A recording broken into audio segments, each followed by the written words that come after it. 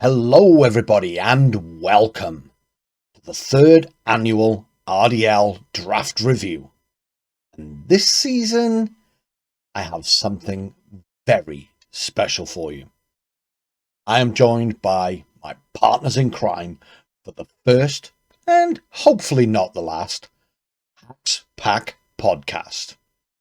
Well, it's more like three Pokemon idiots shooting the shit about Mons than an actual podcast, but let's make it sound just a little bit professional. First up, we have the Master of Disaster, Stealer of States, the Lord of Hacks himself, Tommy.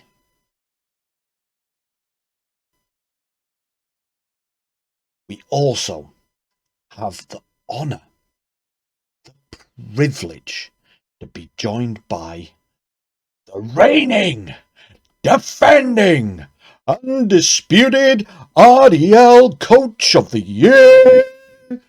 It's Jal. Now, strap yourselves in, because this is probably going to be a long and winding road. If you want to skip to a certain team, there will be timestamps in the description below. But let's get on with the waffle. Start with the Virginia Beach Buizels, coached by Weens. The single bulkiest team I've ever seen in my life. Yeah. Yeah, this team is insane. I mean, it's weird, but it's cool. I like it.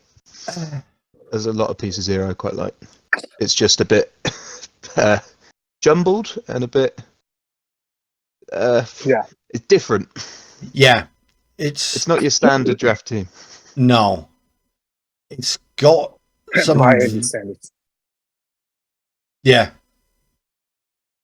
It's got some very scary pieces, but like,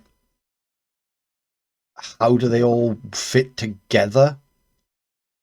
Yeah, you could kind of see the sort of, I guess, balance, bulky setup you can go for, especially with a Hitmon top, which is like a cheap Incineroar, really. Yeah, and then you've got Meowstic with the prankster screens and all those sorts of shenanigans. Yeah, I think it's quite a good mon, actually, that Meowstic. For the toolkit that it has, it's quite low on points. Yeah, I mean, I know its stats aren't the best, but its stats aren't the best. So many tools. Yeah, it does get Thunderwave. The thing that drew me to it was Yawn and Fake Tears. Yeah, Prankster Yawn's pretty nice, and Fake Tears is just a really solid move to have, especially with the sort of lack of damage output that he sort of has. Yeah, so it is, and I think that's my issue with it. I do think it's a good team. I really like the bulkiness on it.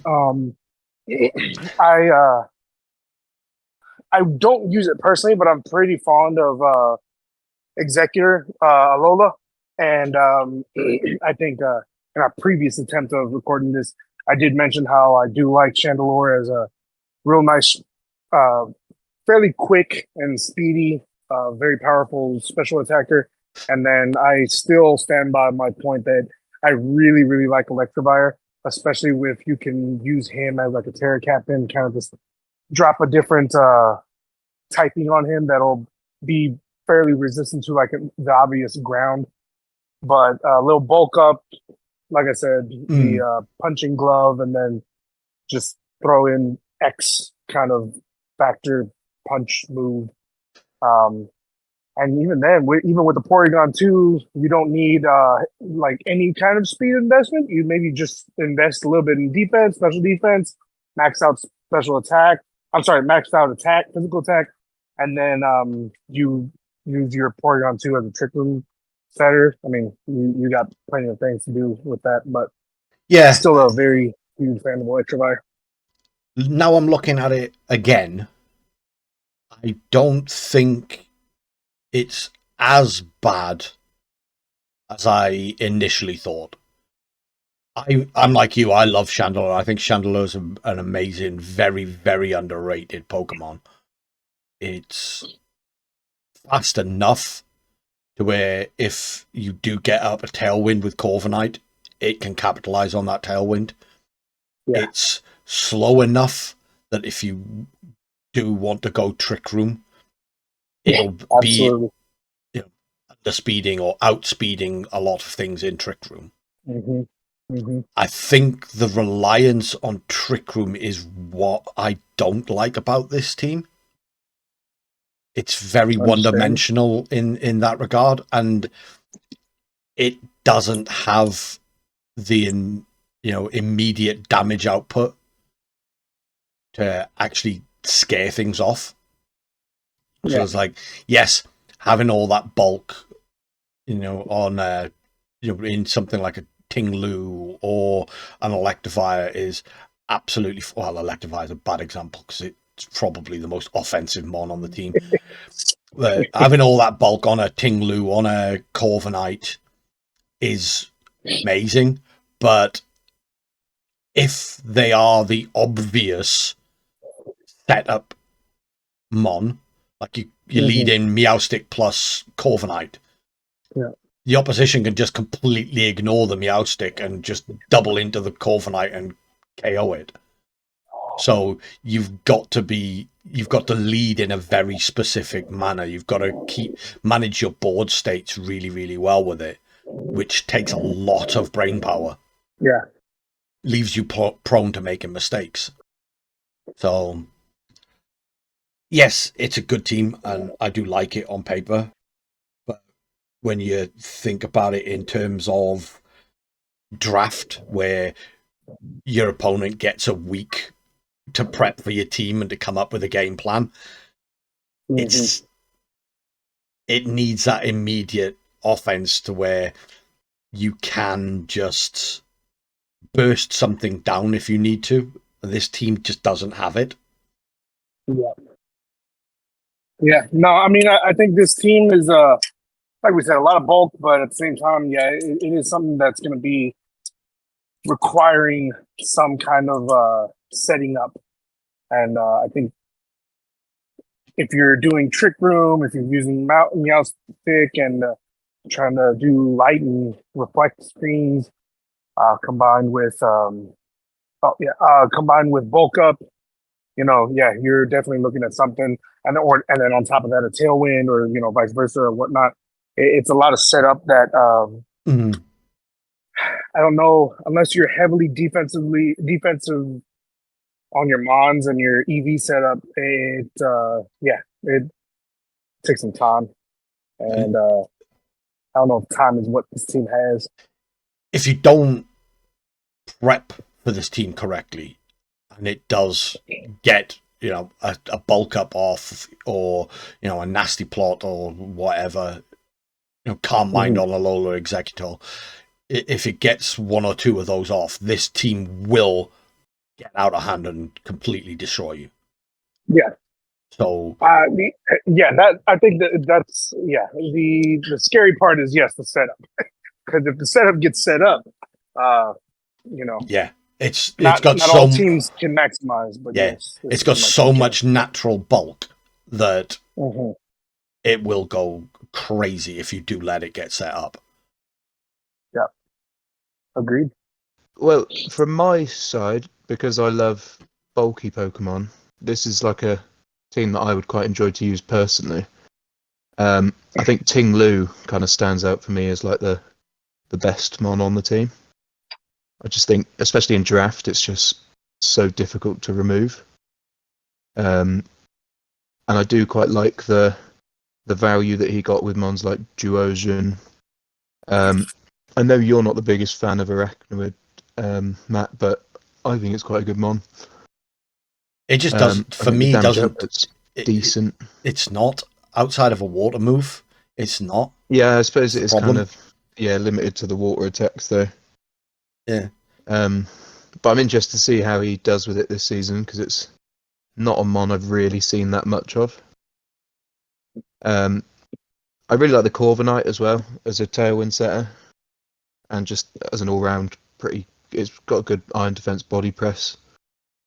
And he's got a good redirection as well with the Electivire, which I quite like.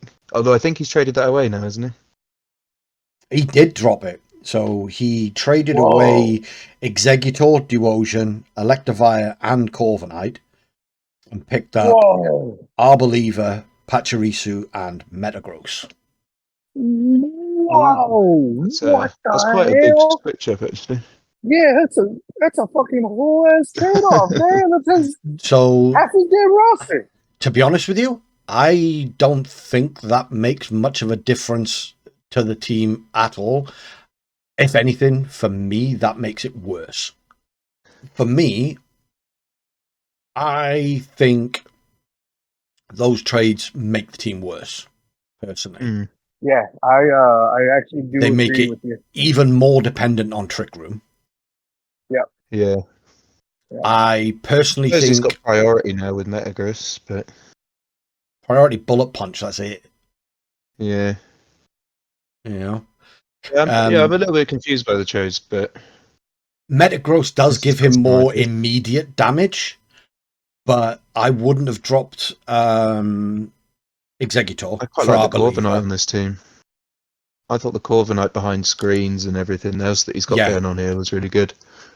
And I thought having the Tailwind option into other Trick Room teams was a good thing as well, because no, I agree. As I found out when I was trying to teach myself how to play Trick Room, in a Trick Room versus Trick Room matchup, you want to be the faster team, and you want to stop them getting up Trick Room and then outspeed them out of Trick Room. So in this case, Corviknight having access to Taunt, having access to Tailwind, make it the perfect mon on this team to counter other Trick Room.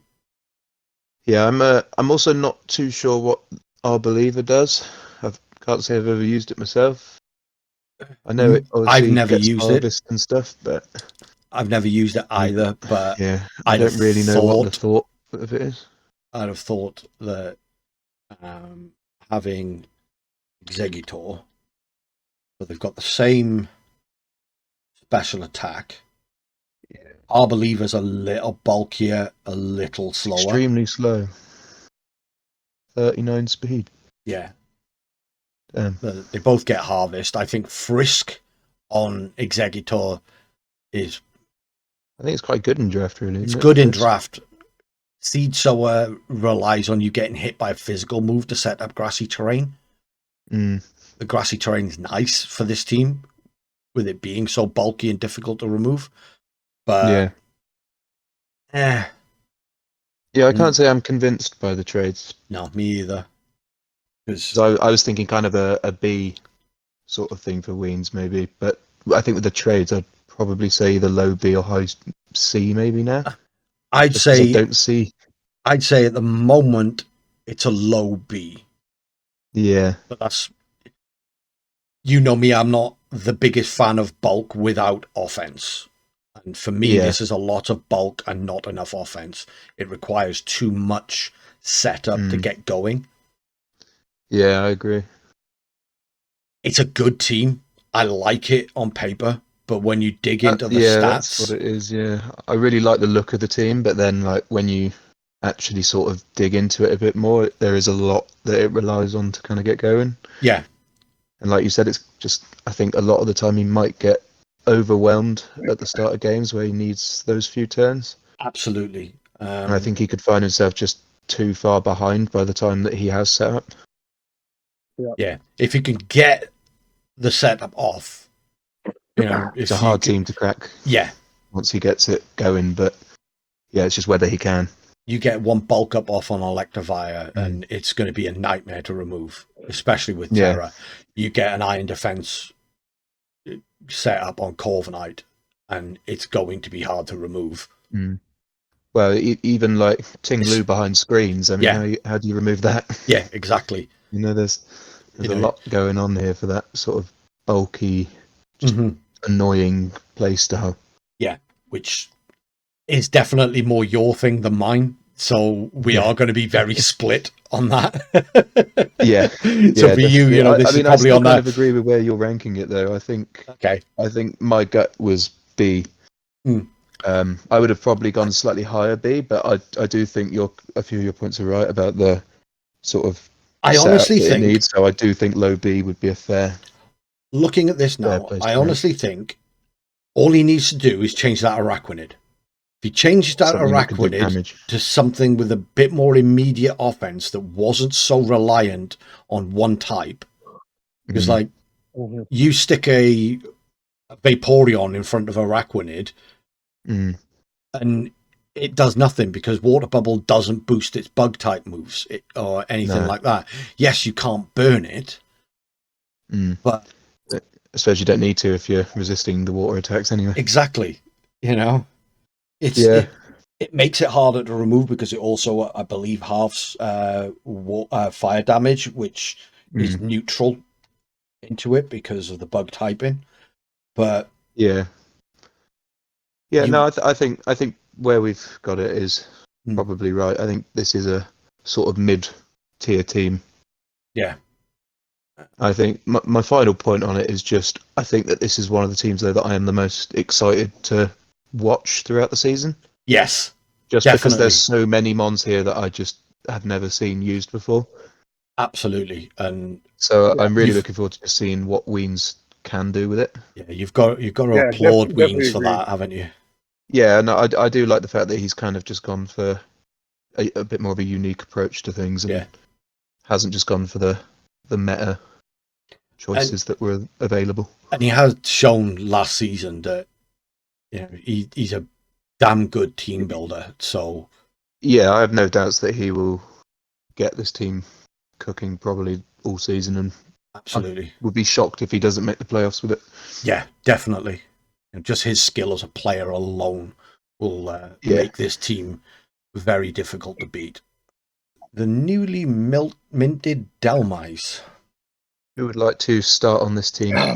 Well, I like Scrafty. Scrafty, I don't like the speed on it, but if you're using this team as another kind of like trick room setting base, you have like an Archaludon, Scrafty, and Sylveon kind of like base, and then I don't know who, I guess Sylveon might be the one who potentially has a trick room. Does Klefki get trick room? Yes, it does. Yeah. Okay. Well, then so I see like a trick room setting kind of base, and then potentially like just a team that might have just like an absolute like just tailwind kind of speed boosting crew with the Urshifu, Dodrio, Sceptile, Raichu. Maybe? I have is the tailwind setter just isn't very good. The tailwind setter isn't very good, in my opinion. You're absolutely correct on that. I think the Urshifu in tailwind is obviously very good, like you said, Chair. But I'm just kind of, I don't see how he can consistently get tailwind up. I mean, does Dodrio get tailwind? Yes. I don't know. Yes, Dodrio gets tailwind. Okay. So that I would, it's just, so I'll say this as a whole. Without knowing exactly what he's going for, I see Trick Room, and then I see Tailwind Team. And it's kind of split down the middle, and that's it. But it's like, which mons are going into which group, period. It's a rain team. Yeah. Klefki gets the problem with the rain team is he hasn't got a very good rain set. Yes. I mean, yes, Klefki can do prankster rain, but I'm not sold on that personally. Yeah, so I don't think it's that good on the rain team. I agree that it's potentially a wind setter. I'm sorry, a rain setter. Or a rain team. But the issue is, yes, there are no rain setters.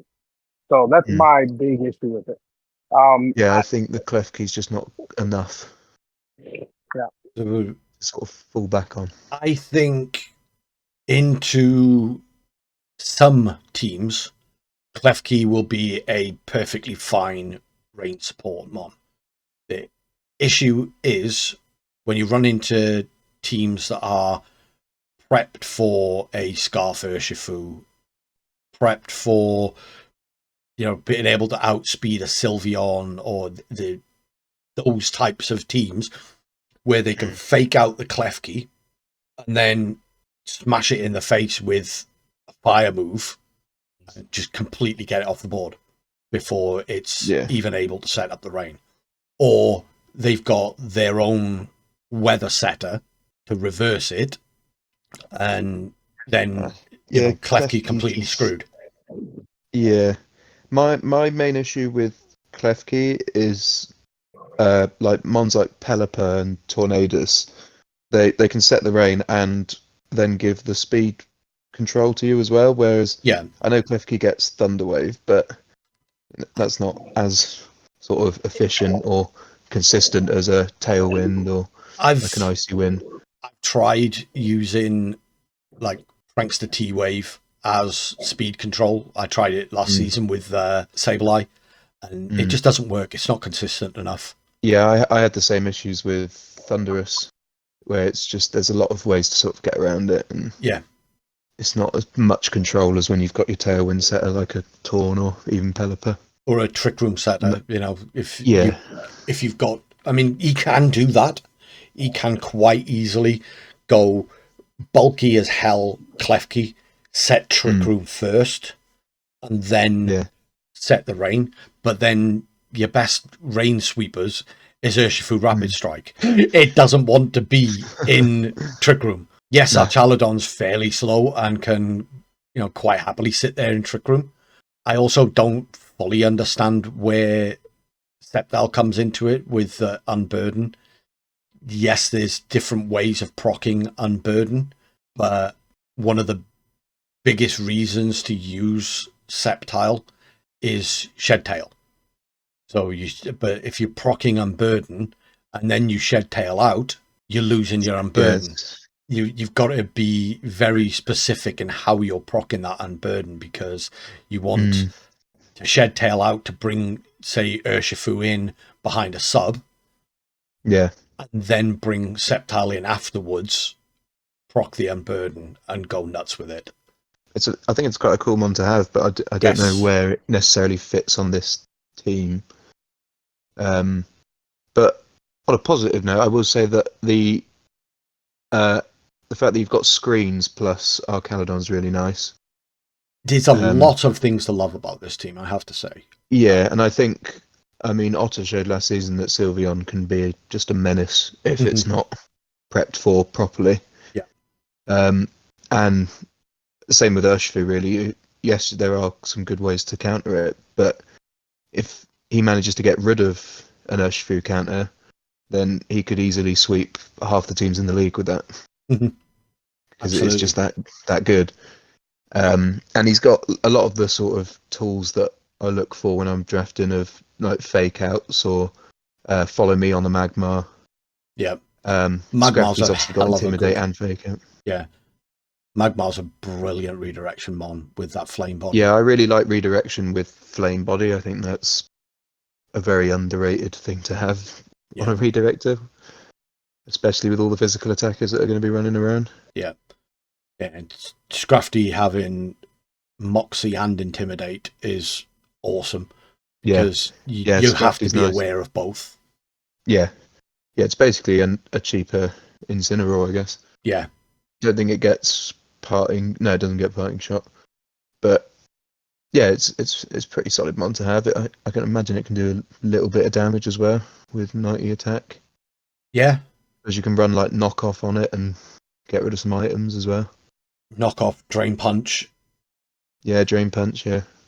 It gets Taunt, it gets Snarl, so you can make it just like super bulky and you know, switch it in, get an Intimidate down, you know, get a Snarl off when they switch in a special attacker, pivot out. You can run Drain Punch then to give yourself a bit of recovery to keep it around longer than anyone wants it to be. Yeah. Yeah, it does feel like this team can pivot quite nicely with some of the options he's got here. He could play quite a good balance without any speed control if he wanted to. Yeah, and I think he's got the pieces here. I think that's probably where he was aiming and then he picked up Dodrio last minute Yeah, just in case. as a tailwind setter. That, Yeah. you know, people have to respect the fact that you could have tailwind. Yeah. Yeah, because the Urshifu can obviously be scarfed and be faster than most things anyway, and our Caledon can take hits, so it doesn't always mind going after the opposing Mons have been. Obviously, like you said, Sceptile has Unburden, so it can be silly fast as well. Yep. I mean, Raichu can nuzzle things as well, I suppose. Yep. So he definitely has a lot of just options here for how he can go about things. I do like the toolkit that he's given himself. Yeah. I think he's got a lot of pieces here that can really help him sort of maneuver around and position himself to win. So I do like that about the team. Absolutely agree with you there. It's just the range setter that I think if he had a Pelipper on this team, It's a really scary team with a Pelipper on it, or a Tornadus. Yes. I think it would elevate it to that sort of next level. Absolutely. Or even like an Iron Jugulus, to be honest, because then Jugulus get like Rain Dance as well. Yeah, probably. I feel like every mon gets Rain Dance. Just having that option they all had them. Of your weather setter also being your speed control. That's something I really like to do with my weather teams, is have sort of the speed control plus weather combo. Yeah. It just gives you a lot more to work with without having to, because I know you can use the Dodrio, but I think realistically a lot of the time you don't want the Dodrio on the field. No. Just because it's not going to do enough. No. Yeah, when you've got like an Urshifu and a Sylveon, you don't really want a Dodrio on the field. But outside of that, I really like this team. I do like this team, though. I do think there's some good pieces here. It's a lot of really good synergies. That I rank this higher than Weens, just because there's so much more damage output just off the bat. There's just way more that he can do from what I can see, anyway. Yeah, I do like a lot of the pieces here. I think this is Breloom's best draft so far. Actually, I think this is probably his best team. I would very much agree with that, actually.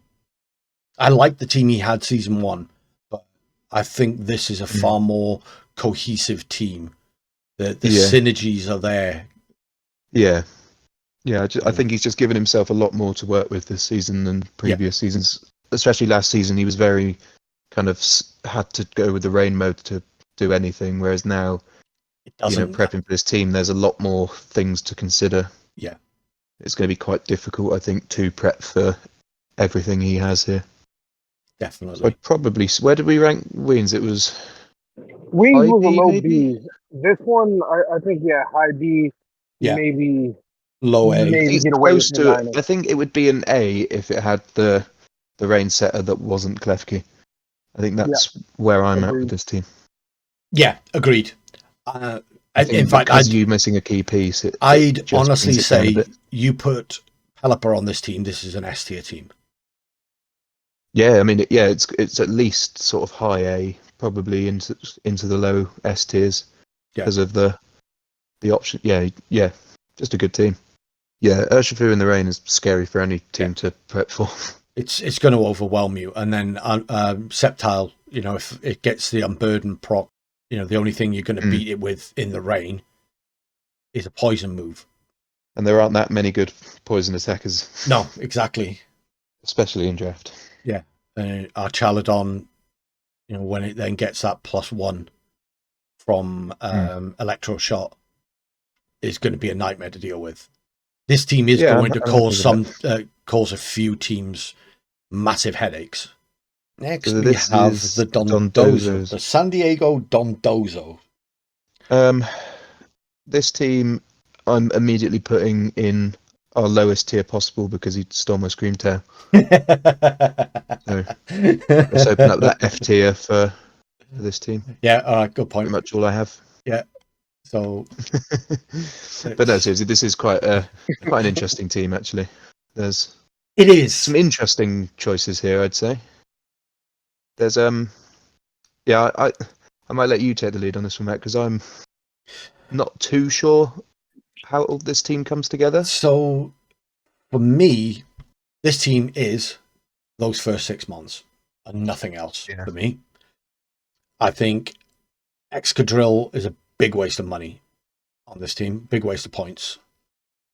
Yeah, I think if you haven't got sand, immediate sand, I know that you can get it with Torn and Screamtail, but like unless you've got like a T-Tar, I don't really see the value. Yeah.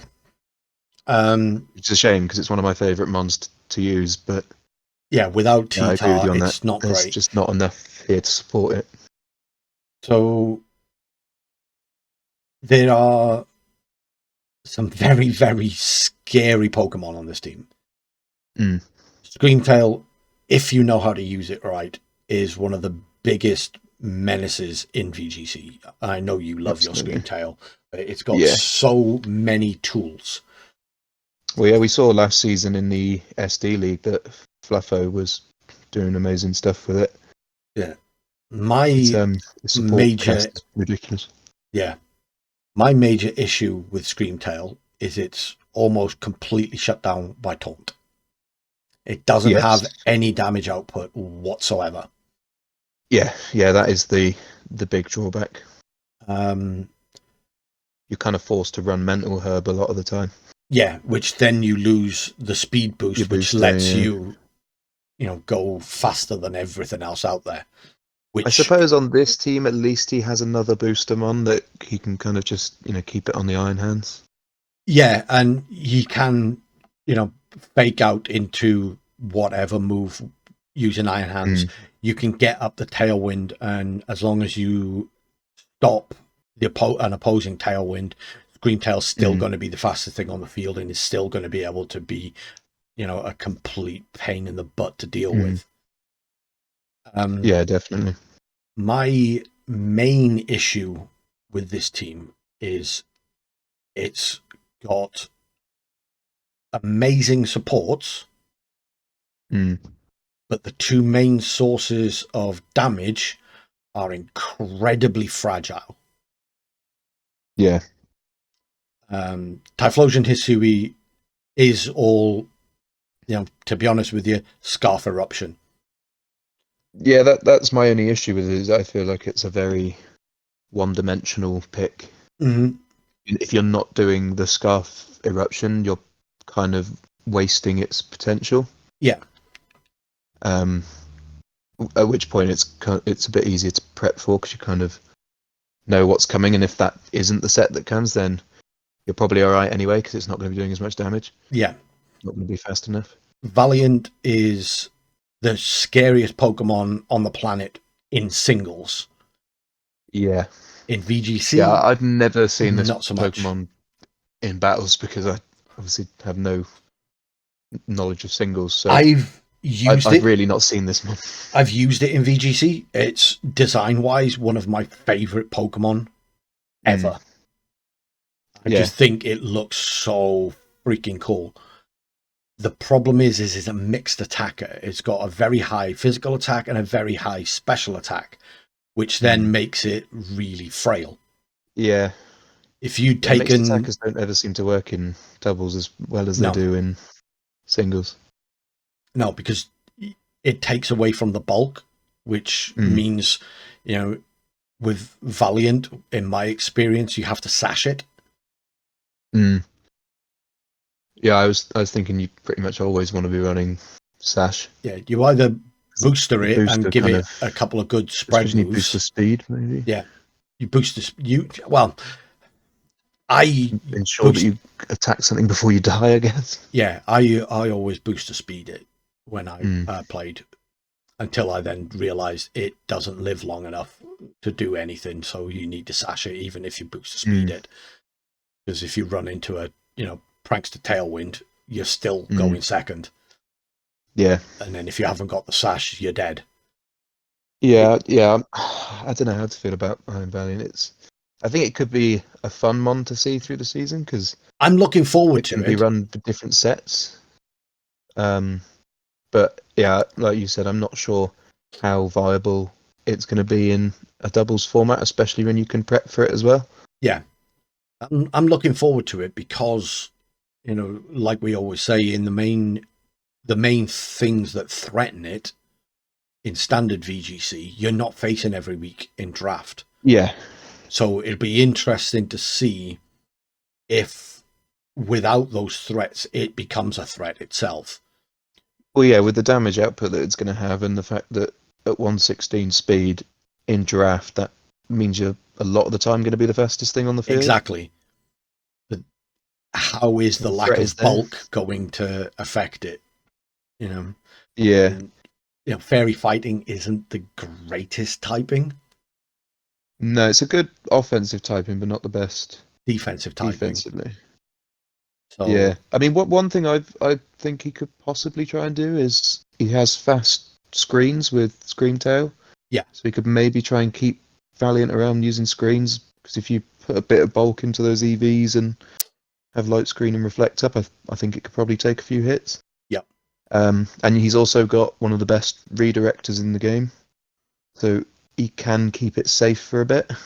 But there is where the draft element comes back to bite him in the butt, in the fact that if you know your team is weak to Iron Valiant, you put safety goggles on or Terra Grass on your Iron Valiant counter. And Amoongus can't do shit. True. That is kind of the main thing that's been holding Amoongus back in all of our seasons so far of not getting picked. It's just you can prep for it a bit too easily at times. I absolutely love the support mons on this. Tornadus Therian is probably very good value tailwind pick. Yeah. And with Regenerator, it can take a hit, get up tailwind, switch out, get that HP back, come back in later, take another hit, set tailwind, switch out. You've got the two Regenerator mons there with Amoongus and Tornadus that can pivot around each other, constantly getting their HP back. I love that synergy there. And with Iron Hands as well, if you do want to go like Pikachu did versus me in season 1 with Hisui and Typhlosion, fake out, Calm Mind, defensive Terror, Typhlosion Hisui, then because it does have already good stats, you chuck Calm Mind boosts on it, it's going to be annoying and hard to remove, and you're not then reliant on the eruption. Yeah, definitely. Screamtail is just damn Screamtail. Yes, Screamtail is easily one of the best draft mons in my opinion. It's got such a wide toolkit that it's just so hard to prep for. Yeah, it can get the sun up. I do like the fake tears as option on this as well, because he has mons that can really benefit from it, like the Typhlosion, and even the Tornadus can hit Bleakwind Storms after fake tears and really dent things. And the Iron Valiant if it's a special set. Yeah. So I do think he's got some really good mons that can benefit from that Screamtail. The synergies in those first 6 are really, really nice. I'm just not there's sure a lot going on there. How it's going to translate into draft when they can be prepped for. Yeah, no, I think I agree with that.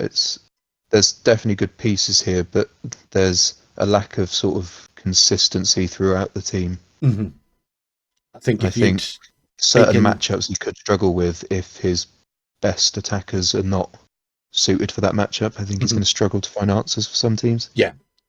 I mean, Iron Hands is good, but it relies on Drain Punch, which all you got to do is Terra Fairy and it can't regain its HP back. Wild Charge, which it's then damaging itself. Yep. Yes, it's got things like Thunder Punch and Ice Punch, Close Combat, but they're all, Close Combat is a move that's designed to get one big KO, and then you have to switch out because you need to reset the stat drops. Yeah. I mean, I guess the only upside to that is he has 2 Regenerator mons, so maybe he won't mind switching out as much. True. Sort of rotating the team around. True. But yeah, I do agree that it does. I really like Iron Hands, but I do think... I love it. In standard VGC, it's absolutely incredible. Yeah, But it's one of my not favourite mons. But there's definitely in draft. I think there's a lot of ways to counter it.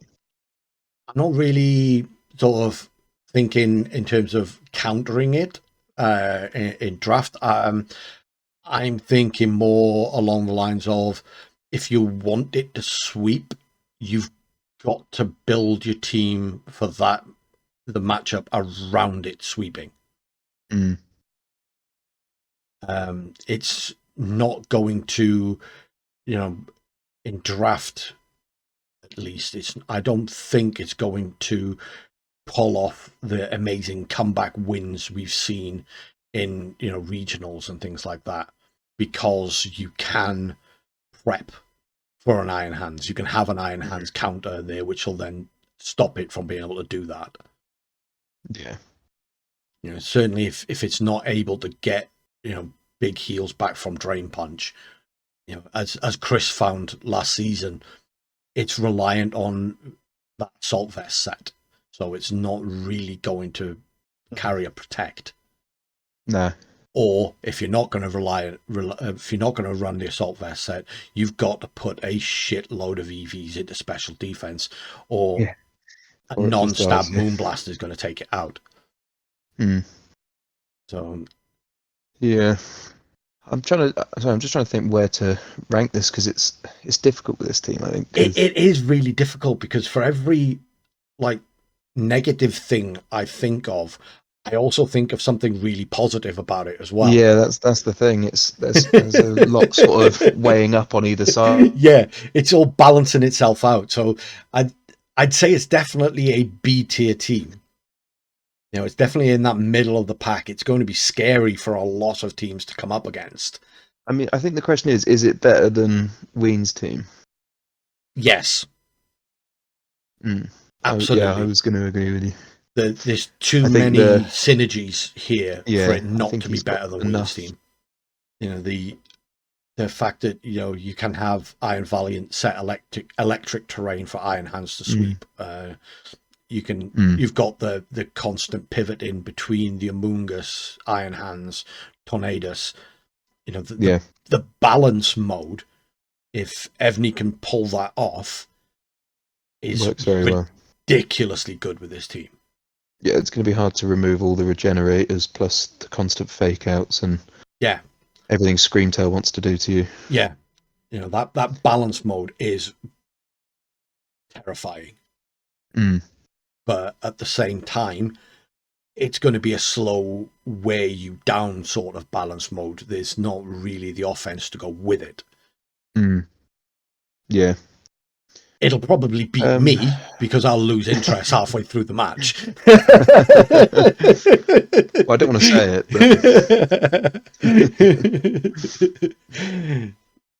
So, but it's going to take a lot of brain power to be doing that every week. Yeah, definitely.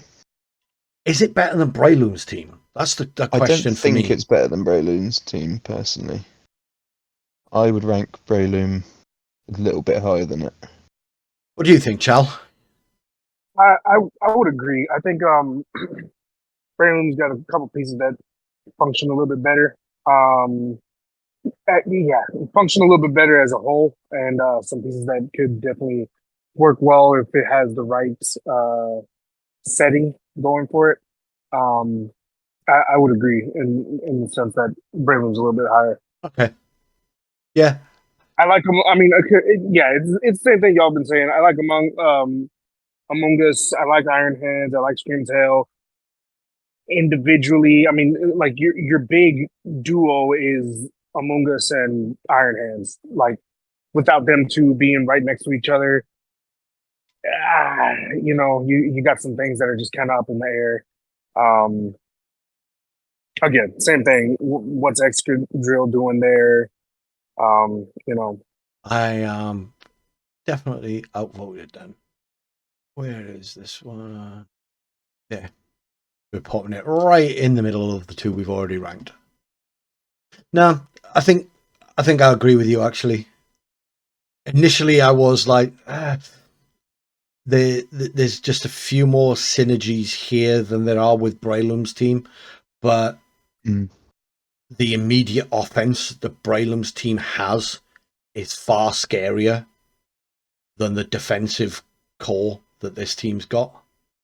Now we are on to the EGN Cal's team. Yeah, this is a spicy team. This is a very spicy team. I like this team. I like this team as well. This is a very scary team. Yes. Yes, it is. Seeing Ursaluna, Raging Bolt, Cresselia together is quite terrifying. With Sableye And he's got all the pieces around it. Yeah. Yeah. I think he actually, I know we're not including the trades, but I think he got rid of Earthworm, did he? Maybe? He dropped Earthworm? Yes, they were some trades. I don't know. Like, the Tinkerton's interesting, but I'm not sure if he needs it. I think they were worried about their fairy matchup, which I'm not sure they needed to be, personally. No. So they brought in Tinkerton to be able to deal with them. Tinkerton does give them another fake out option. And surely, though, Earthworm was a counter to fairy anyway, wasn't it? Not really.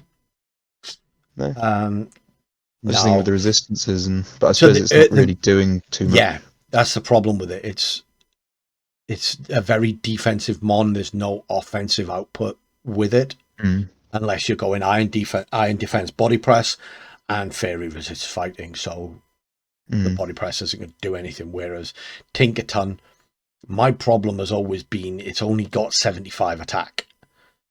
So even though Gigaton Hammer is that massive base power move, in my experience using it, stats.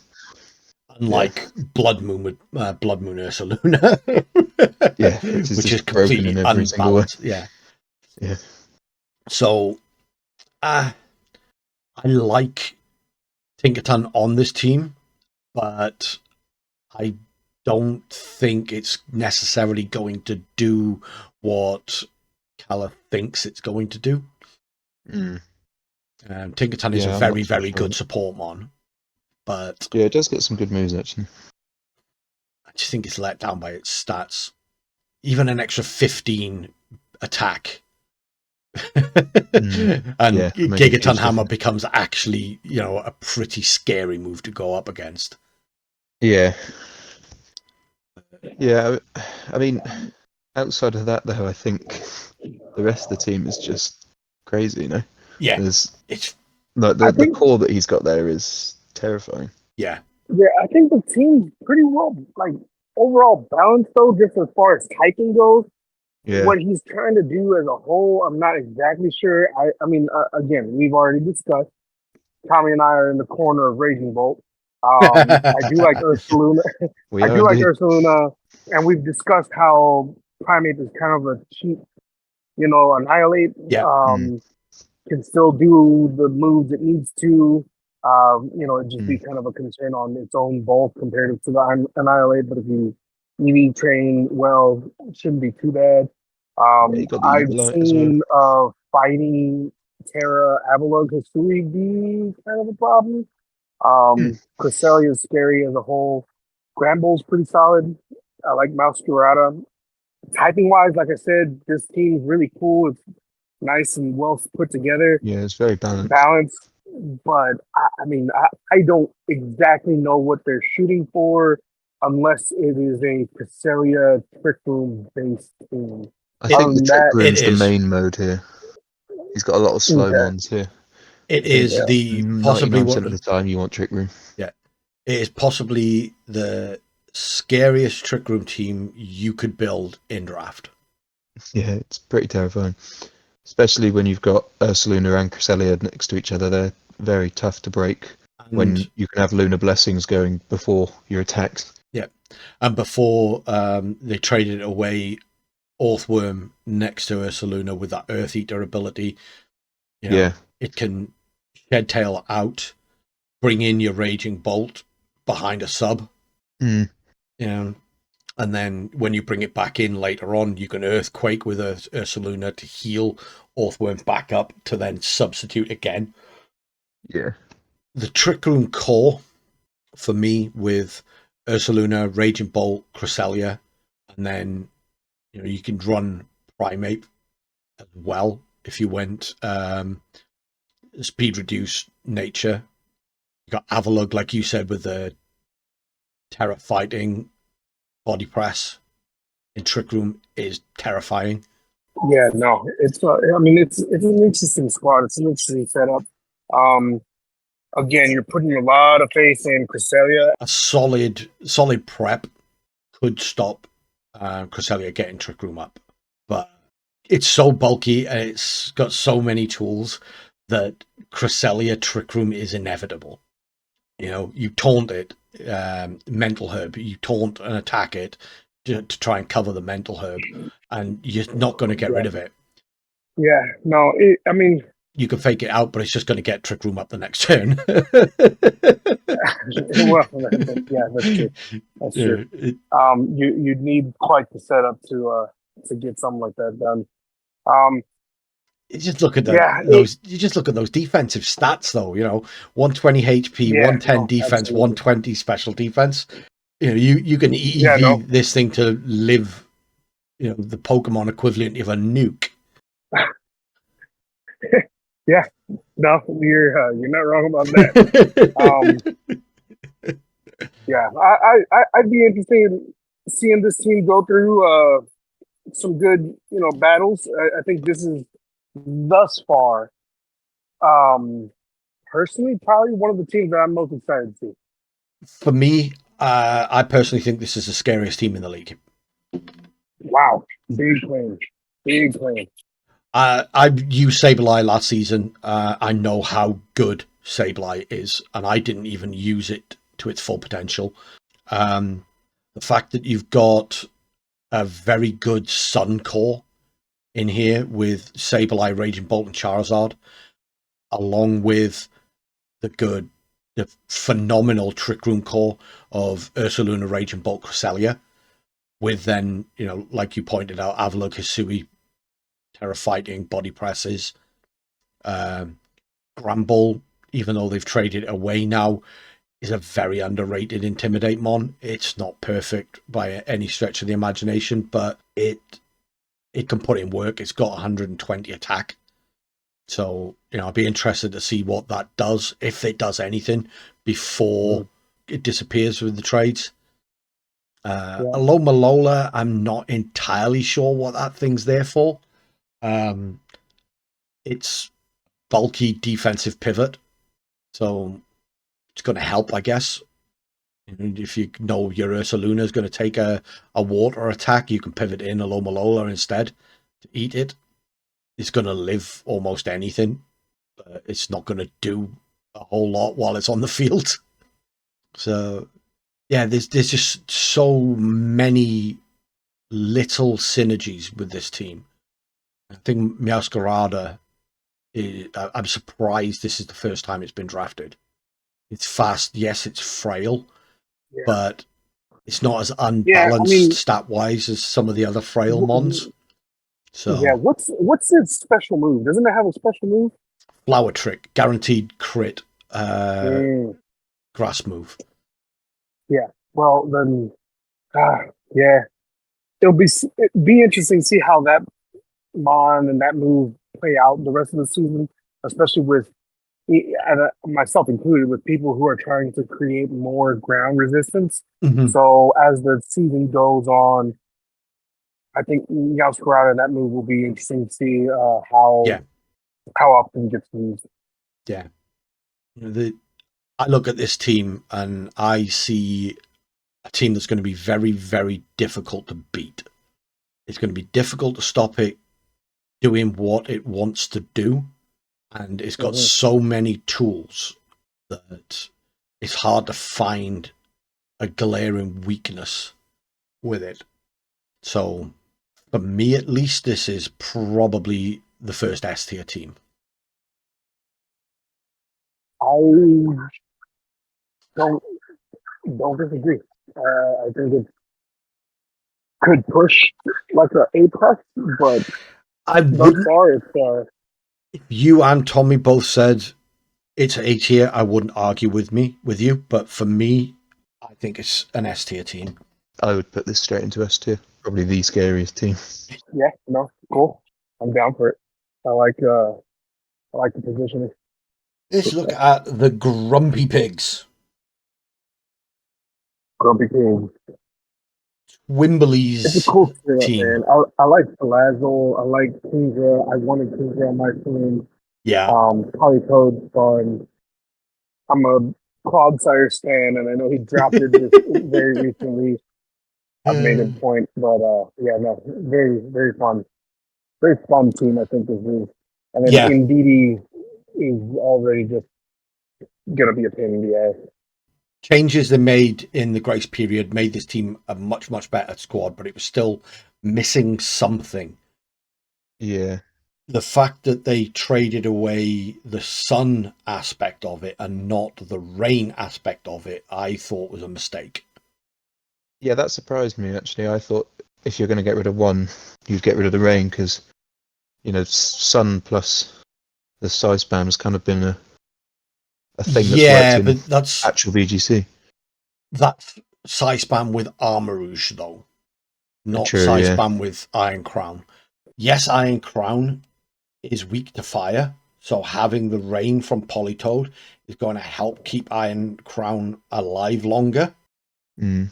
The thing that makes this rain mode not very good for me is Kingdra.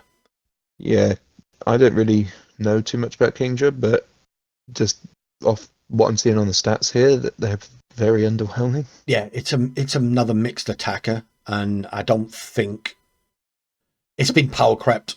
I think back in the day, Kingdra was a very yeah. I think back in the day, Kingdra was probably a very, very good rain sweeper. Yeah, but now it's got the speed to do it. 85 speed is good enough to be, you know, rain room where you run it with sniper instead of swift swim. Yeah, and you can run it under trick room. Yeah, I think its stats are almost too balanced across the board. It's kind of not amazing at anything. No, exactly. It's too kind of spread out. I prefer a special attacking rain sweeper over a physical one, simply because you can just get shut down by Intimidate if you're running a physical attacker. Yeah, with Swift Swim. Yeah, true. But you know, it's like they need to take like 10 or 15 points out of its attack, dump it into its special attack, and Kingdra would be amazing. Yeah, if Kingdra was like 110 maybe on special attack, then it's a completely different ball game, really. Yeah. And I think Salazzle in the sun could have been scary. Yeah, I think I think the biggest use for Kingdra is if you're going to be like the best usage of it is either doing a full run setup, Swift Swim, or doing its sniper ability, which like I think it's like a 1/3% rise in crit capability. That's how I like using Kingdra. That's how I intended to use Kingdra. But got sniped out of my, no pun intended, got sniped out of my hands. But I like Kingdra. I think in the right hands it can be pretty useful. You did bring up a really great point that it could be for some matches, Politoed, Kingdra, and an Iron Crown kind of matchup with, I don't know, maybe you want to throw in Braviary or something as your fourth, just to counteract the fire weakness that Iron Crown has. Yeah. Other than that, I mean, it's another team that like I really like the pieces just because the pieces are there. I kind of want to put it maybe low A, high B, but I'm not exactly sure. And then especially after the trade, getting Scizor in there is what like mostly boosts it up to an A for me, just because I know and I really like Scizor as a competitive Pokemon. and how pretty well-rounded it is and pretty strong as a Pokemon it is. But I just think it needs chi and pow. Yeah. Personally. The thing that boosts this team up post-trade for me is Komodo. Yeah, Komodo is really nice. Komodo is a very, very strong Pokemon in draft. Yeah, having a Mon with 3 usable abilities is really, really underrated. 3 usable That's abilities. Really difficult to prep for. An Omni boosting setup move that you then don't know whether it's going to run physical or special. Because it gets phenomenal coverage on both. It can also be an Iron Defense Body Press Mon. You know, I was so disappointed in myself for not being able to use it very well last season, but it just didn't fit my team. It fits this team very, very well. Because he has so many fairy resists, and indeed he can obviously redirect things while you set up. Yep. And it's pretty much the best at doing that. And you know, even if you then get rid of the Como, you can bring in an Iron Crown or. Yeah. Indeed, Como is a scary, scary proposition. And another thing I like about it is that the good thing about the rain mode is he has these 2 steel types that benefit from that fire damage being reduced, but also Como is quite often steel Tera to counteract that fairy weakness. So having the rain option there as well can make Como a bit of a nightmare to get rid of. Yeah, using the rain as a defensive tool is definitely not a bad shout on this team. I think that actually could be where the rain works best with this team. Yeah, rather than being an offensive tool for Kingdra to go ham with. It could just allow like your Iron Crown to sit there for an extra turn or 2, just clicking Expanding Force, and it gives that Como an extra couple of turns to set up and sweep the rest of the team. Yeah. So there's definitely some good synergies here. I mean, you're always going to get good synergies when you've got the size spam stuff, I guess, but I can kind of see the direction of the team. I do kind of get the rain idea if it is more of a sort of defensive tool for Iron Crown. So I don't mind the rain too much, but like you said a minute ago, Matt, the Kingdra just kind of lets the team down a little bit in terms of not having enough damage output on the rain side. Yeah, you'd almost be better picking up a Mon that didn't have a water type that didn't have Swift Swim but had better offensive stats. Yeah. I mean, I suppose you could run like Sniper and Scope Lens with water Hydro Pump, and then you're probably going to do a lot of damage, but again, you're relying on low accuracy moves and using up items for the crits, and there's a lot that you need to do to get Kingdra working, I feel. Yeah. I mean, if anyone can do it, Twim can. Yeah. Yeah, we've seen I'm not looking forward to if he brings a Sniper Scope Lens Kingdra to battles against me either, because I'm going to get crit every time. Yeah. We saw how creative he could be last season. You know, less said about minimize sword stats overquill. Yeah, that overquill was evil. That was freaking evil.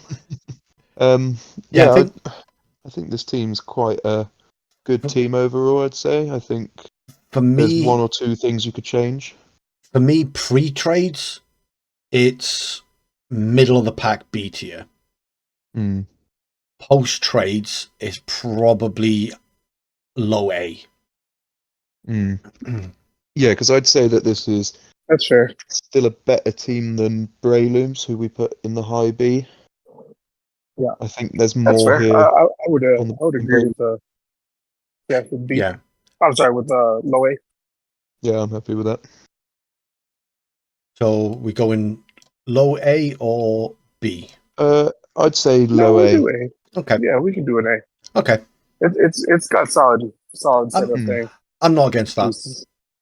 I don't think you can ever put size spam much lower than A lot of the time, because every season it just seems to destroy everybody. Yeah, this is true. Doesn't matter if you prep for it or not, it's still going to just win. Yeah. Speaking of just winning. Oh, God, yes. Evil Otter himself. I've just seen who's up next. F tier immediately because I didn't click Tera Blast with my Palafin last season. Yes, He's Evil Otter immediately himself. Bottom tier. This team is fucking terrifying. Absolutely terrifying. And yeah.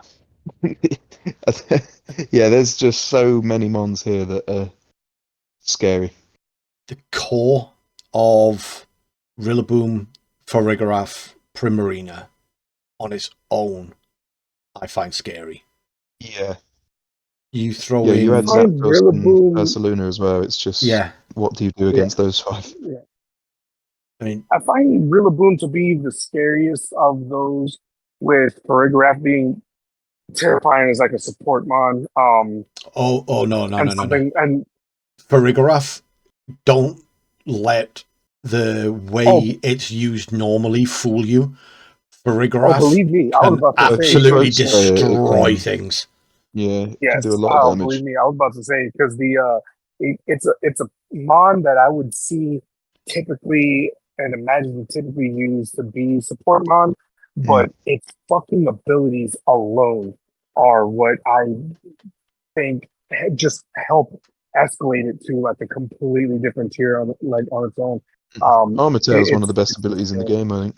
Armatail is phenomenal. I took an offensive throat spray for a graph to Liverpool Regionals in January, and it won me 2 sets by itself. Yeah. I've been using it a lot on ladder. I was using a version of the Team Wolf used to win a regional recently. I can't remember which. I think it was Charlotte. That's the Farigiraf set I took to... yeah, that's the one I was using, and it's crazy strong. It can sweep through teams so fast. I didn't quite agree with some of the EV placement, simply because for me, Farigiraf's got such a bloated HP stat that you don't need to put as much HP investment as a lot of people do. Obviously, Wolfie hasn't shared his EV spread, so we don't know exactly what it is. He did. He shared it on his Patreon. I don't have his Patreon, so. Oh, okay. Yeah, no, fair enough. Because I completely just stole it. I didn't even think to myself. I was just like, this guy's good. No, I've seen people trying to figure out what the EV spreads were, because you can watch the streams back and see the damage rolls and all that sort of thing. And I didn't agree with what some of those people were saying. They were putting way too much HP on it. So I did some calcs of my own and managed to get, I think it was like another couple of points for special attack on it. And just go, throat spray, proc from Hyper Voice, and you can just start picking up KOs left, right, and center with Psychic on it. It's ridiculous.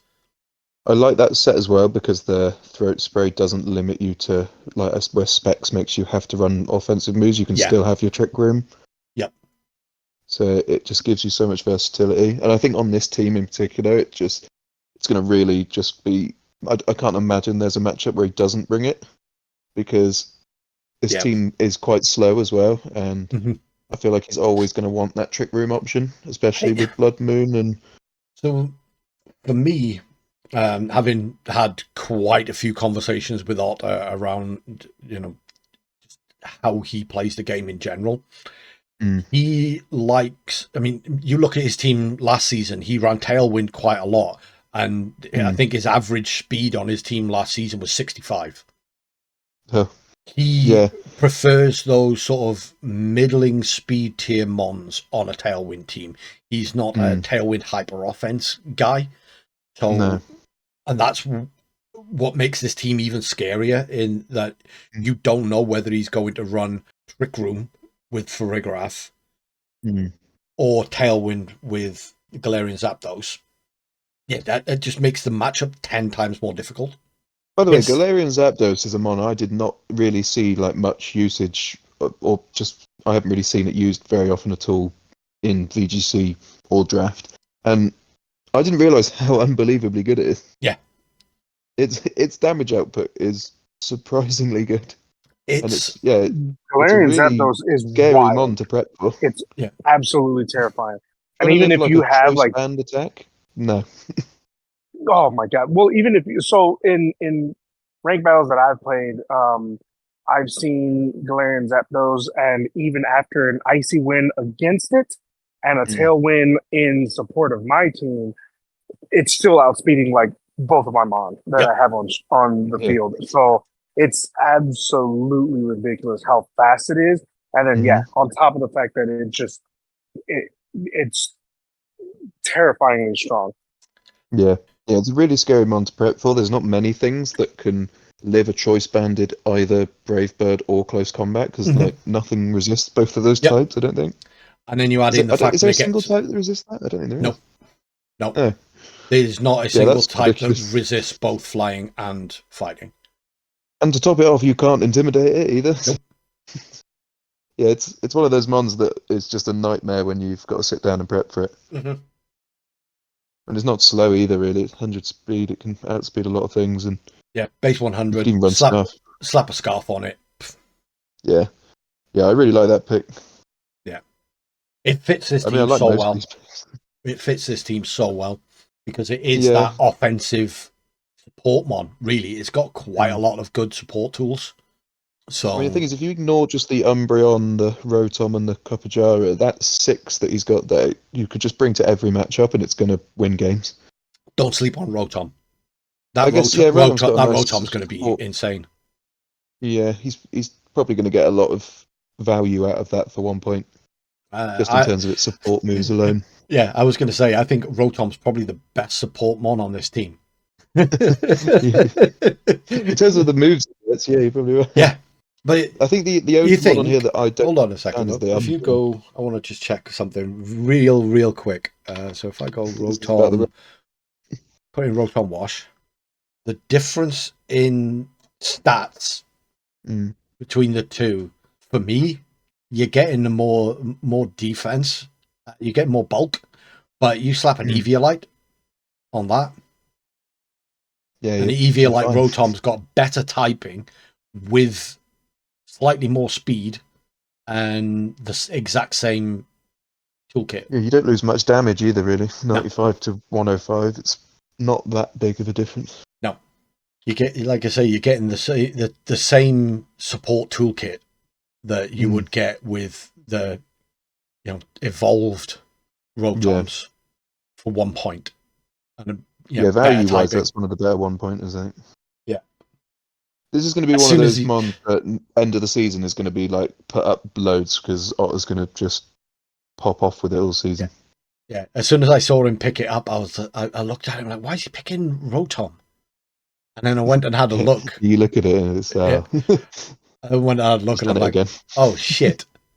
It's got basically exactly what happened last season with that damn Clefable. Yeah. Everyone was like, why has he just done that? And then out of nowhere, everyone's like, well, this mon needs to be doubled in points immediately. The thing is, it is very reliant on Eviolite. Yeah. And Knockoff is super effective into it. So... Yeah, that is true. Knockoff is a pretty good counter into it. It's you're going to need to invest some speed into it to make it do anything. So it'll probably go up to like a 4 point next season. But with how good Otter's going to be with it, I wouldn't be surprised if this is like a 14 point next season out of nowhere. Honestly, wouldn't surprise me. Yeah, people put it up next to Porygon 2 or something. Yeah, I wouldn't be surprised. But this team, the only mon I really don't get is the Umbreon, but outside of that, it's like just a really good team. I don't get the Umbreon. Really know what the point of Umbreon is. I think the way I see it is that the Umbreon's just for like type coverage because it's your only dark type on the team. It's got a relative wider range of like moveset, but I agree. I think the weak link of this team is the Umbreon. I guess because he knows he's got to play Psy Spam this season, that having an Umbreon there's nice because he can just sit there clicking Snarl. Yeah, that might be like the only week he brings it, but for the value, for the cost of it, I don't think it's a bad shout. It's a decent mon. I don't think it, beyond type coverage, I don't think it fits this team. I'm going to avoid saying anything worse about it because I know Otter's going to bring it against me and just like sweep my team somehow with it. So I'm not going to say any more bad stuff about it because it's just going to come back to bite me. I don't think he'll be sweeping any teams with Umbreon. It's a defensive pivot. It is, to be honest, it's a perfect Tommymon. It's very, very bulky. It's very fucking annoying to deal with. You know how much I love Snarl as well. So yeah, exactly. It's like perfect for me. I get stabbed Snarl. Yeah. So the weak links for me are Umbreon and Copperaja, but they're two very, very cheap mons that bring tools to it that he's not going to want every week. I think he's got the sort of leeway to have those sort of mons that are situational because he just has such a strong core that he doesn't really need to rely on anything else now. No. Like I said earlier, he can pretty much bring the same sort of 5 plus an extra mon to every match because it's such a tough core to break down. I think this team's like you said, easy S. Yeah, and like you said, the Umbreon, it probably only comes to that Psyspam matchup. Yeah, I suppose if there's like it'll team win with like game. a really good special attacker. Yeah, maybe.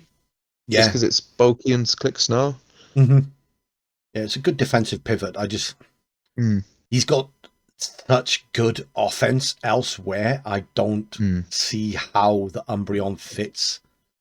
Yeah. Or maybe that's the point. It's nice to just have the option to slow the game down if he wants to. Maybe that's the point, and my hyper offense brain can't see it. Yeah, we can't process anything other than press tailwind and click buttons. Yeah.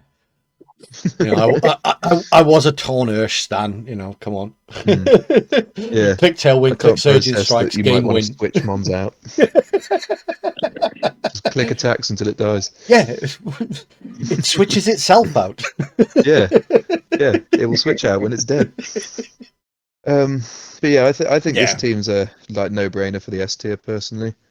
The question is, whoa, okay, is it better than? Is it better than Callie's team? The Callie's team, yeah. Man, honestly, I would say so, just because this. So, like, Callie's team has all the pieces. There's some really nice cohesion with all the Pokemon. This one, I would say, every single mon is a piece, aside from the Umbreon, and every single mon can like just plug and play into damn near any position, and you're gonna pretty much be like pretty well set. Everything's gonna help each other. Everything's gonna balance each other.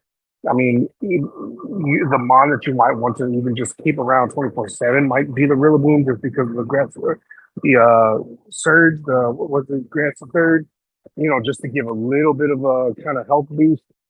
But everybody kind of plays well together on this team. I would say I like it a little bit more. I think the same. I think it's slightly above. I agree with everything you're saying. I just look at the different cores within EGN, and I see Ursaluna, Raging Bolt, Cresselia. That is a ridiculously strong core of 3. Yeah. Then you go Raging Bolt, Sableye, Charizard, and that's a ridiculous Sun team. Yeah, it's tough. They're pretty much neck and neck. I think they've both got. I'd agree with certain that. Things I am outvoted though. You guys say that the Otter's team is the better team. Yeah, I think originally I thought Callie's was better, but the more I'm looking at Otter's, I'm just thinking that even if you shut down like his Trick Room or his Tailwind, like he just doesn't even need speed control with this team.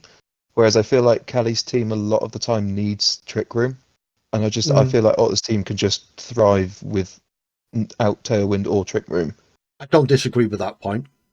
I don't disagree with anything you two have said at all. I think it's just that personal preference. Yeah. To be honest, I keep going back and forth between which of these two teams I think is the best. This is like you're on the fence. You're on the fence. Because Charles I'm in currently Team looking at Otter. Otter's team.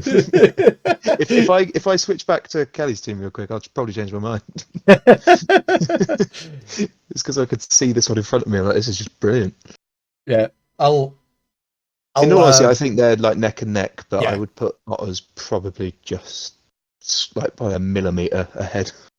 Okay. Majority rules. I don't like it, but I'll go with it.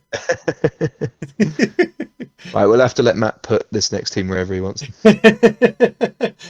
F. You haven't even looked at it yet. The Politoeds. So this is Chris and his. This is Mr. 15-pointer himself. I must have every 15-point Pokemon in the draft. I'm convinced that when he starts his draft, he just looks at 15-pointers until he's nearly out of points, and then goes, "Oh, there's 14 other tiers there."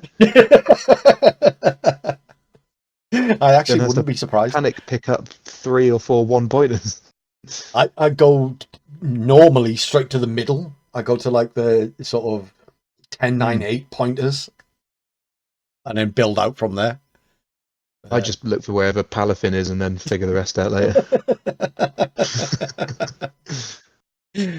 Worked for me most seasons. Yeah. We'll see when we finally play it if it would have worked out for you this season. Yeah, for the 1 week that it's actually going to be available. Yeah. So pre-grace period, he had... This is the Chi-Yu. Yeah. He had wasn't it? Yeah. Chi-Yu, Toxicroak. Did he get... Yeah, he got rid of the Toxicroak. Yeah, because I've got Toxicroak. Yeah. Clodsire. And Sunflora. Oh, the 1 week wonder from last season. I'll be honest, this team got way worse after the trades, in my opinion, because he got rid of the Chi-Yu. He got rid of the wrong fire type. Yeah. I would absolutely I don't know why agree he got with rid you. of the Chi-Yu. The fact that he was allowed to get Fluttermane and Chi-Yu was crazy, and then he just decided he didn't want them. Yeah. Like, that's like the scariest like duo probably in the game. Yeah. Fluttermane, Chi-Yu, Ogerpon, Wellspring. Yeah. You know, that's... As soon as I seen that he drafted Chi-Yu after he got the Fluttermane, I was like, I beg I'm not playing this guy. Yeah. Because like, what in draft? What do you do against that? There's absolutely nothing you can do. Like you're just going to lose at least 1 mon, probably 2 off of the the start. Turn 1, Dazzling Gleam, Heatwave, and you're sat there praying for a Heatwave to miss so that one of your Pokemon can survive. That's literally it. You just have to pray that a shot's going to miss. Yeah. But yeah. And then if you want to hit Chi-Yu with a water move, he just switches in Ogerpon Wellspring, which eats it and heals up from it. Yeah, I am surprised that he decided to keep the Arcanine ahead of the Chi-Yu. I'm sure he has his reasons, but the Intimidate for Fluttermane. Yeah, the Intimidate's nice, and the Howl next to Ogerpon is pretty fun. Yeah. For me, he kept it around for the Fluttermane defensive weakness to physical attacks. Yeah.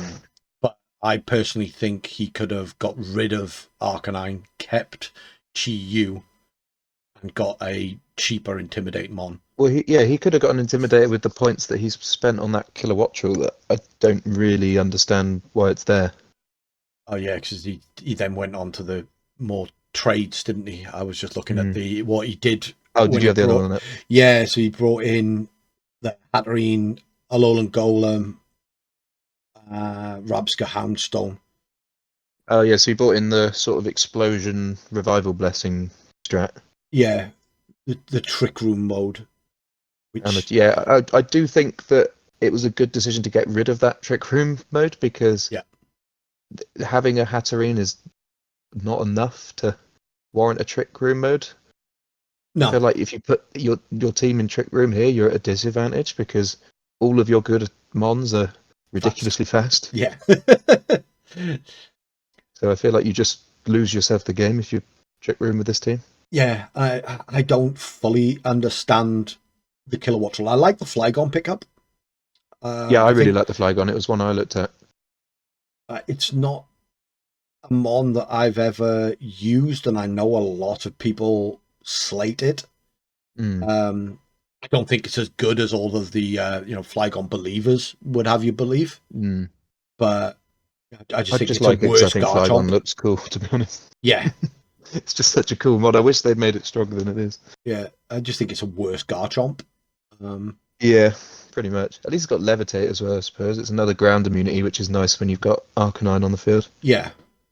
That's one thing he's done well, actually, is he's managed to get a bunch of ground immunities and a water immunity on a team that's got an Arcanine Hisui. Yeah. So that was good team building on that part. He's built the team pretty well. Mm. There's a lot of people very high on Iron Jugulus as a Tailwind Mon and a support Mon. Yeah. You used it amazingly well last season.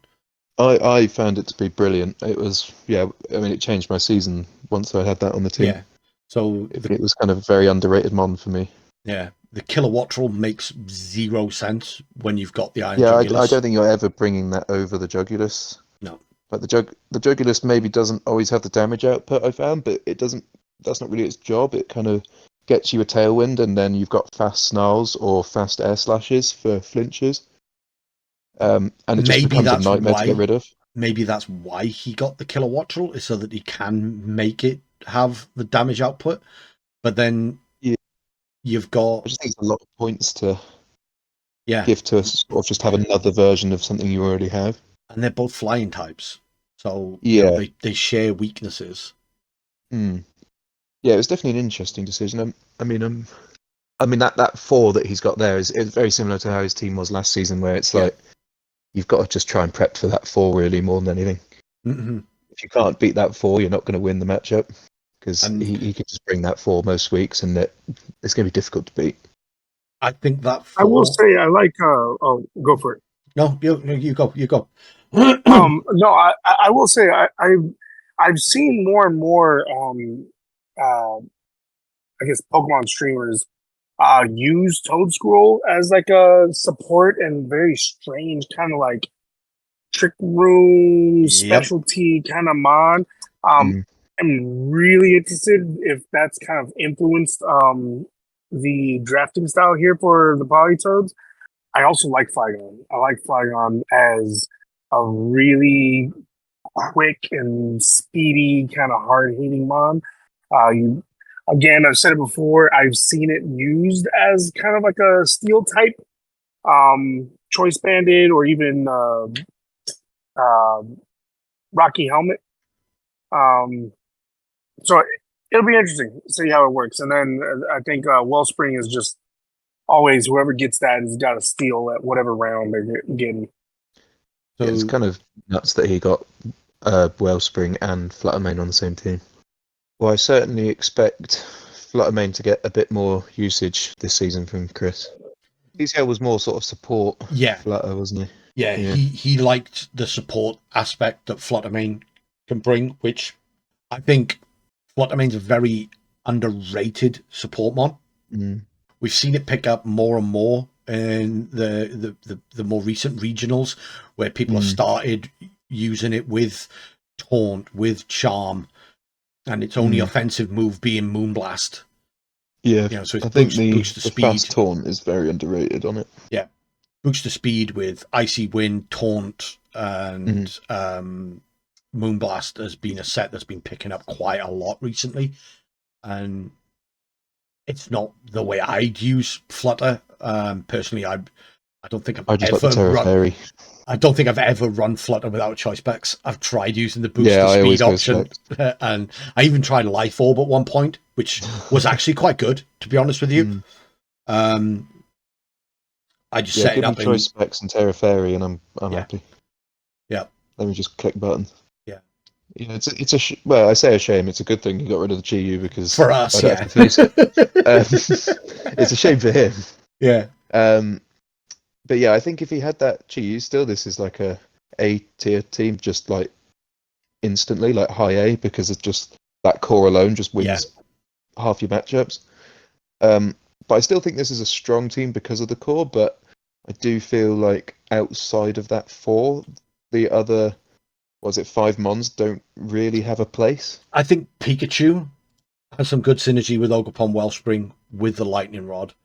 I think it's got some good synergy with Iron Jugulus because it's got the Fake Out, which can let you get a Tailwind off without taking so much damage. I think Pikachu is budget Raichu. It's got a lot of the tools that Raichu has got without the stats. Yeah. Is it Lightning Ball or whatever it's called? The item you can put on it, which doubles its offensive stats. Oh yeah. It's going to probably be tied to that if you want it to have any damage output. But then it's just going to die to one hit. So, yeah, true. You can Eviolite it, I guess, but even then, its stats are still so low that the Eviolite's not going to help. You'd be better off just putting a sash on it.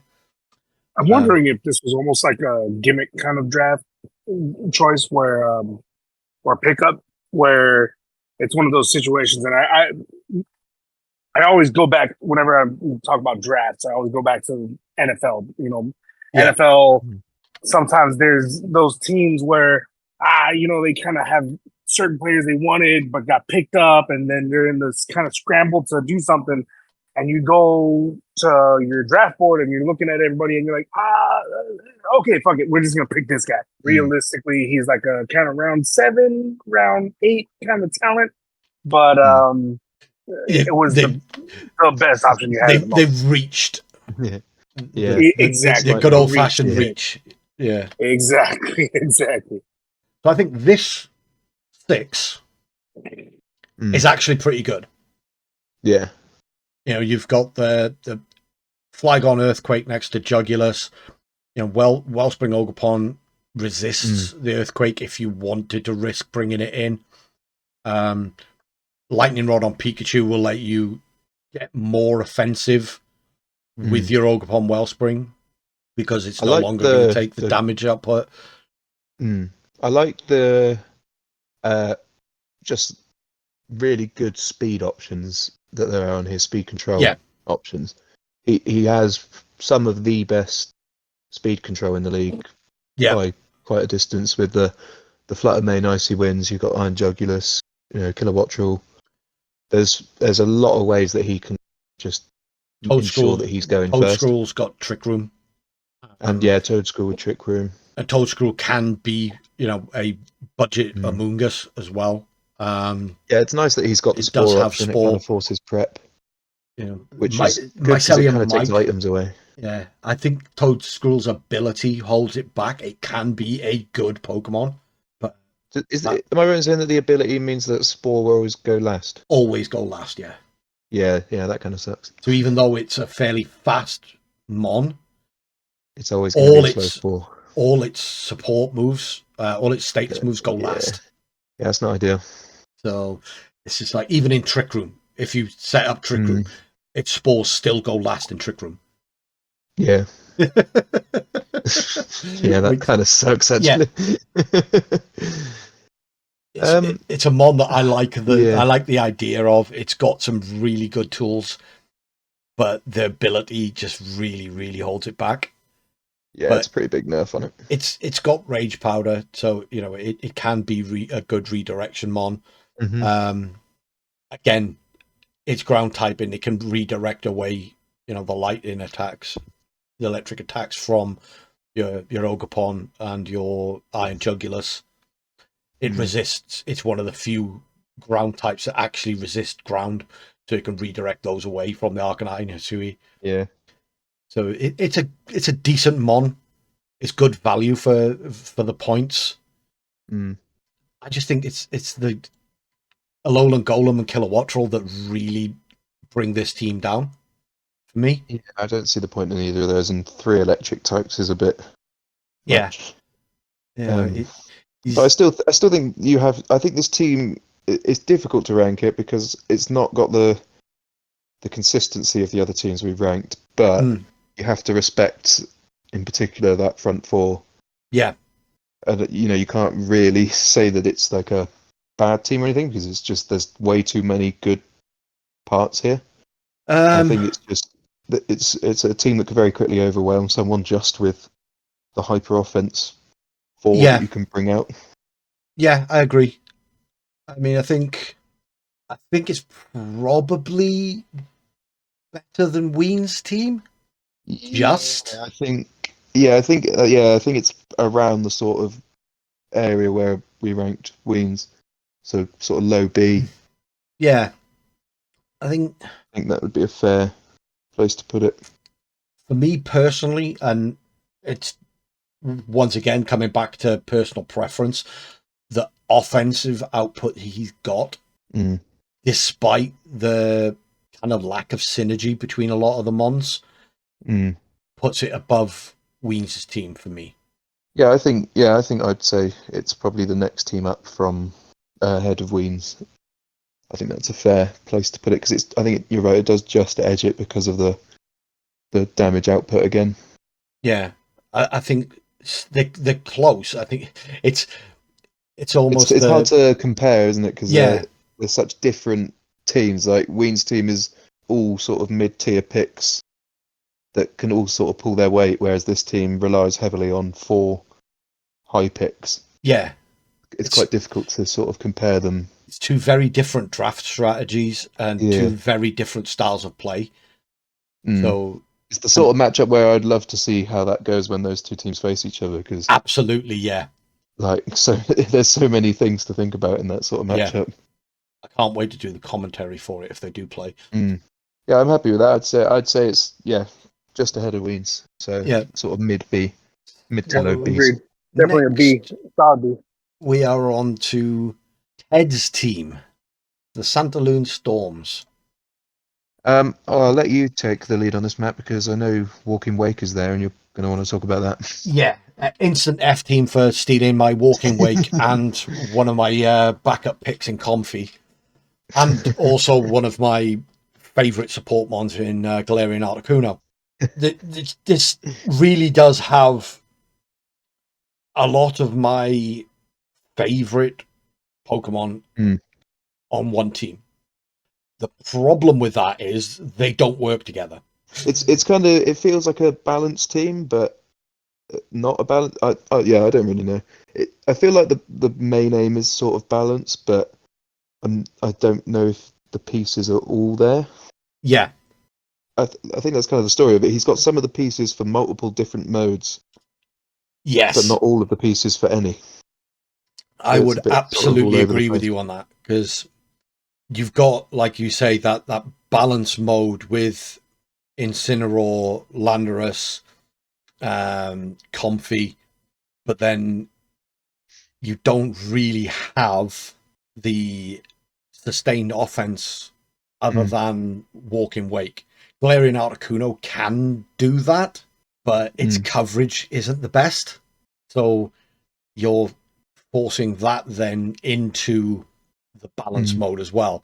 What I like Articuno as is the support tools it brings. Yeah. Where it gets having Trick Room and Tailwind is pretty crazy. And competitive. And competitive is a really nice ability, yeah. It keeps the Intimidate mons he's got in Incineroar and Landorus safe from Intimidate. Which is kind of funny. Yeah, it's quite funny that he's got a competitive mon and then he's took the 2 best Intimidators. Yeah. The thing for me I don't fully understand is how the Comfy fits into this. Yeah, it's more of just a healer, isn't it, than anything else. Yeah, I mean, it's got Tailwind, it's got Trick Room, it gets Sunny Day as well to help Walking Wake, but Walking Wake's annoying next to like Incineroar that already doesn't really die. Yeah, and you can just keep healing it. For me, on this team, you take either Comfy or Walking Wake. You don't take both. Because Walking Wake is your high point damage dealer. But outside of the Sunny Day that Comfy can set, it doesn't synergize really well with Comfy. No. It doesn't it, its physical defense is the higher of its two defenses, so it doesn't really benefit from having the double intimidate. Yeah. I'd be really interested to see how he uses that, because it's going to be in a way I've never seen it used before, or never thought of using it before. No. It was the centerpiece of my regionals team. I took it to 6 VGC tournaments this year, and I've used it with assault vest sets, booster sets, choice specs, life orb, and I've never seen it actually made properly bulky to where it would benefit from having comfy. No, the one of the picks I think is quite interesting is that Riolu.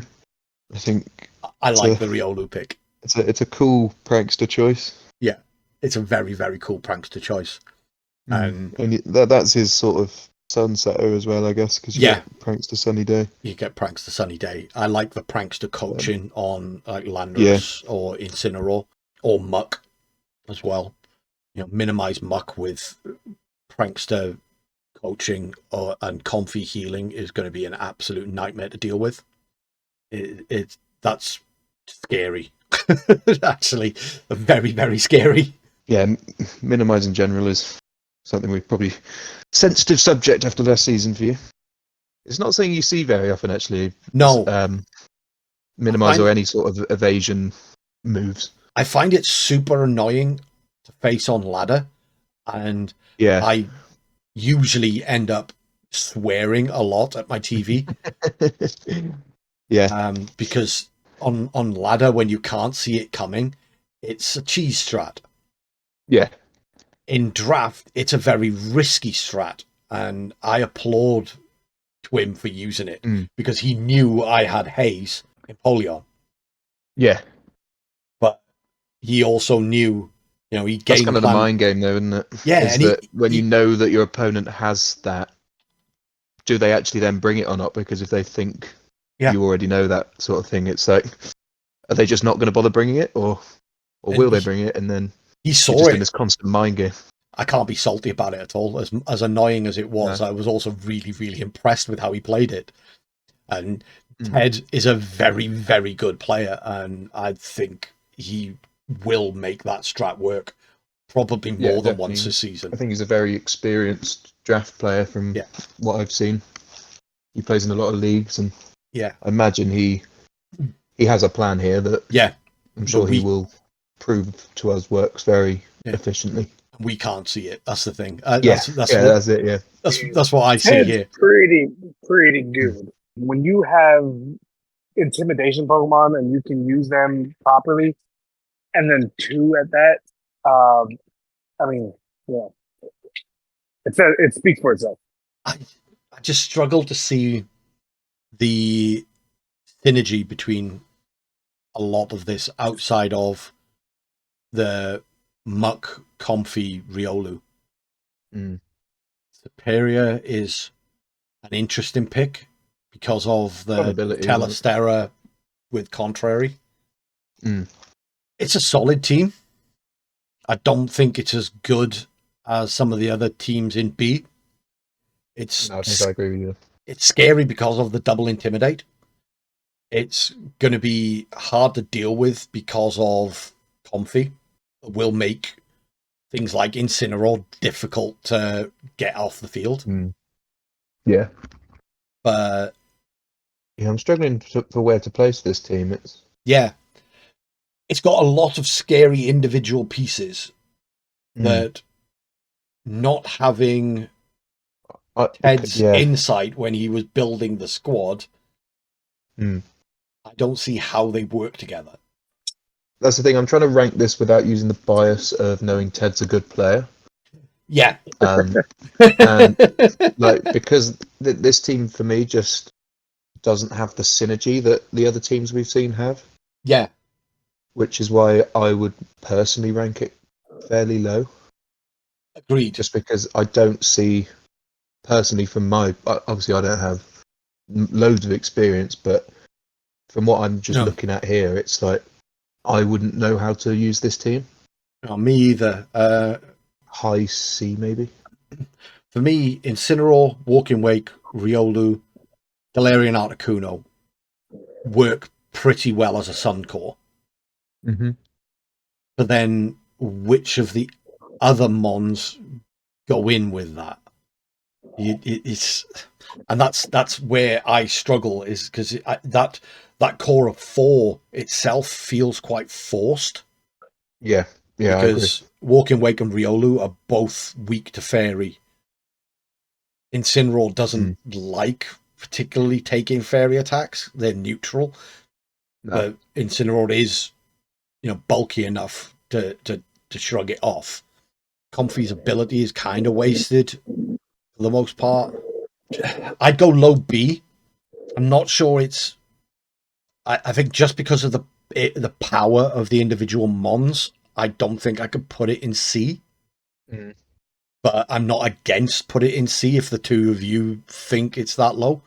I'd say high C, but I'd be willing to go low B if that's where we're at with that. Charles, deciding vote, B or C? C plus for sure.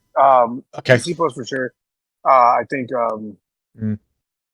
it could push for a B minus, but I think it's guaranteed C plus. Yeah, with room to grow. Yeah, again, I'm trying to sort of look at it without that bias of like knowing that Ted will make this team work. Yeah, same. And that's because I'm if having I to take the included coach that, out of it.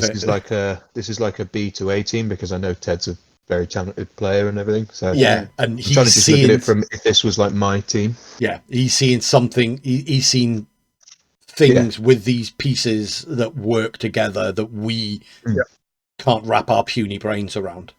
Yeah. So when you see this ranking, Ted, just know that my knowledge is not quite there. This is off of my very limited knowledge. I'll even say this: when Ted sees this, Ted, I have played you. I know you have the capability of making this team a B plus. But the cohesion down the line is going to be interesting. So it's definitely C plus for now. But I'm excited to see how it develops into something more. Yeah, Ted's a great fucking player.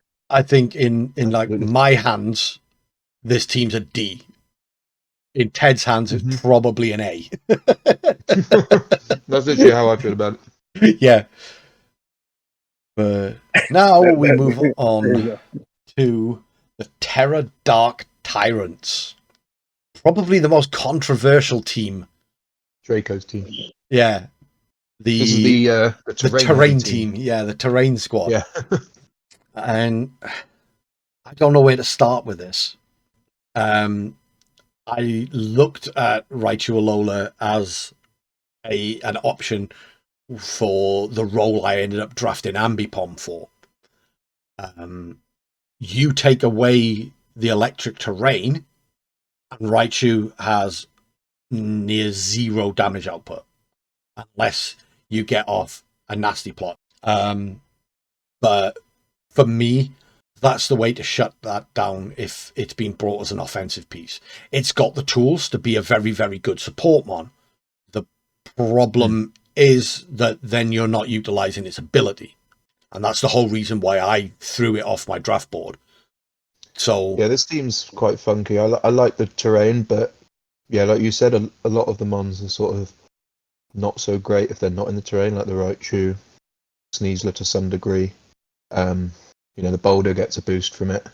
The boulder, I think, is a very, very good pickup. I think in draft, that thing's a cool pick. Fucking scary. Yeah, I mean, it's got that same sort of Urshifu thing of being able to hit you through a protect. And it's a 100% accurate, stupidly strong rock move. And there aren't that many rock resists in the game. And the things that would keep it in check in standard VGC don't really exist every week in draft. So, it comes back to that old adage of you're not facing Fluttermane every week. So you're not facing, Shifu and well, you're going to be facing Ogapon quite a few times now, but Yeah. thanks to the new guys letting us have one Ogapon. Well, this was one of the guys that voted for it, because he wanted his Hearthstone Ogapon in it. I like this team's weak to intimidate, though, is one thing I noticed. Yeah. Very weak to intimidate. Yeah, it's 3, 4, 5 strongest attackers are all physical, so very weak to must be intimidate. just buzzing to play this team. Yeah. He's just going to sit there and just spam intimidate all day. I do think Thwacky is probably going to get overlooked by a few people unless they've watched Shady Penguins singles draft matches. Yeah, I've watched those. It does decent damage, especially with the Grass Terror. Yeah, Grass Terror, Choice Band, Grassy Glide. It hurts, even off a Thwacky. Yeah, you can't underestimate it. I think if you took the Pinchurchin Raichu out and brought in another fake out mon, or I think, does Thwacky get fake out? I don't think so. Oh, does it? Yes, Thwacky gets fake out. Wow. But you're not necessarily going to want to run Thwacky with fake out every week, especially if you want to go that, choice band route with it. So I would personally draft a second fake out option to replace Raichu, one that can actually use its ability, and just go with the grassy terrain mode. Yeah. Yes, you're then forced to either run Iron Boulder without a boost from its ability, or you're running it with booster energy every week. But you're going to be doing that for half the season anyway, because you're not going to bring Pinchurchin every week. So, yeah, I don't feel like you need double terrain. I like this first 4. I like that first 4. I like Noivern. Yeah, I like Noivern. I don't like the Gliscor. I can't stand Gliscor. I don't think Gliscor is very good at all. Yeah, I don't think it's great. It's too easy to just remove. Yeah. It's another one of those that, back in the day was a stupidly strong pick. Yeah. And apparently in singles, even now, it's still a really, really strong pick. But I know nothing about singles. I'm just going off of what I've seen. An interesting point, though, is that he has actually traded away the Gliscor now. Oh, has he now? So he's traded away the Gliscor and Stantler to pick up Driftblim and Bonfan. It's interesting that he traded away Stantler after me pointing out the fact that you can't skill swap away Quark Drive, Photosynthesis, or the Ruin abilities. So it would see me drafted the Stantler specifically for the skill swap Intimidate strats. But for that, he doesn't actually have a competitive mon or anything that will get a boost from Intimidate. So Stantler with that skill swap strat was kind of wasted anyway. I like the Zoomerl on this team. Yeah, I don't mind it. I quite like it, apart from the fact that it's just another Intimidate week choice. Yeah. I do feel like this team really could do with a Defiant user. I know he wanted Bishop before I picked it up. Yeah. I've obviously traded it away now, so I wouldn't be surprised if at some point in the season he maybe picked. Yeah. Just to give him a better matchup into a lot of the Intimidate teams. I wouldn't be surprised if he picked it up pretty soon. I think he'd be better off with a creative. Yes, he is very creative. I think this team would benefit more from a competitive mon than a Defiant one. Yeah. I'm not sure what the points value is on Pinchurchin and Alolan Raichu together. 12. So, yeah. What, for me, would fix this team instantly, trade away Pinchurchin and Alolan Raichu, get Gothtel. It has competitive as one of its hidden abilities. Shadow Tag will be bloody annoying to come up against. Especially with Iron Boulder. You can't protect or swap out. Exactly. And yeah, when you're coming up against a team like Ted's, you use competitive when you're not that worried about the intimidate. You run Shadow Tag. It's a fake out mon as well. It's bulky. It's annoying. It can put out a surprising amount of damage. Yeah, I like that as a trade. but where are we going to rank this? I'm finding it hard to rank. Yeah, it's hard. It's really difficult to place again because there's. I like these 4. I like these 2, and I like the Spiritomb. I should hate it after you beat me with it, season 1, but I do like it. It's a really great support mon. It's one of the best trick room setters in the game. Well, yeah, and as we proved in that match, if you don't respect it, it can really screw your team up. Well, it's part dark type, so it's immune to prankster taunt. It's a part ghost type, so it's immune to fake out. You know, it's only got one weakness. Yeah, it's just a bloody good mon. Yeah, I really like Spiritomb. I still think it's C tier, personally. Okay, we're not too far off. I was gonna say it could range anywhere from just a straight up C to maybe a B minus, somewhere along there. But I don't think it's better than our other C team. Agreed. I don't think it's better than Ted's team C as well. I was going to say it's, for me, I would say it's better than Ted's team, but I'm happy to concede that it would be just below. It's got better synergy than Ted's team, but I don't think the pieces are as strong as Ted's team. Yeah, that's fair enough. I mean, I'm not like strongly on it being better than Ted's, so I'm happy to concede that one. But I do think it's a C currently where it's at. I like the synergies, but as we've been over, there's just a few holes that are quite glaring holes, I guess. Mm-hmm. And for me, I think that's what brings it down below Ted's team. Yeah. No, I think I've come around and agree with you on that one. But now we're on to the worst team our teams. No, are we going to do which order are we going to do this in? Are we going to do my team first, or? Yeah, we'll carry on in the order we're in if you want. Yeah, so we do your team last because you tore your team up. You tore your team apart and rebuilt it from the ground up. Yeah, we got to go through about 18 different versions of my team. So yeah, we'll start with yours. We have the future champion Welsh Woobats, the best team in the league. I think we'll let you take the reins on this one.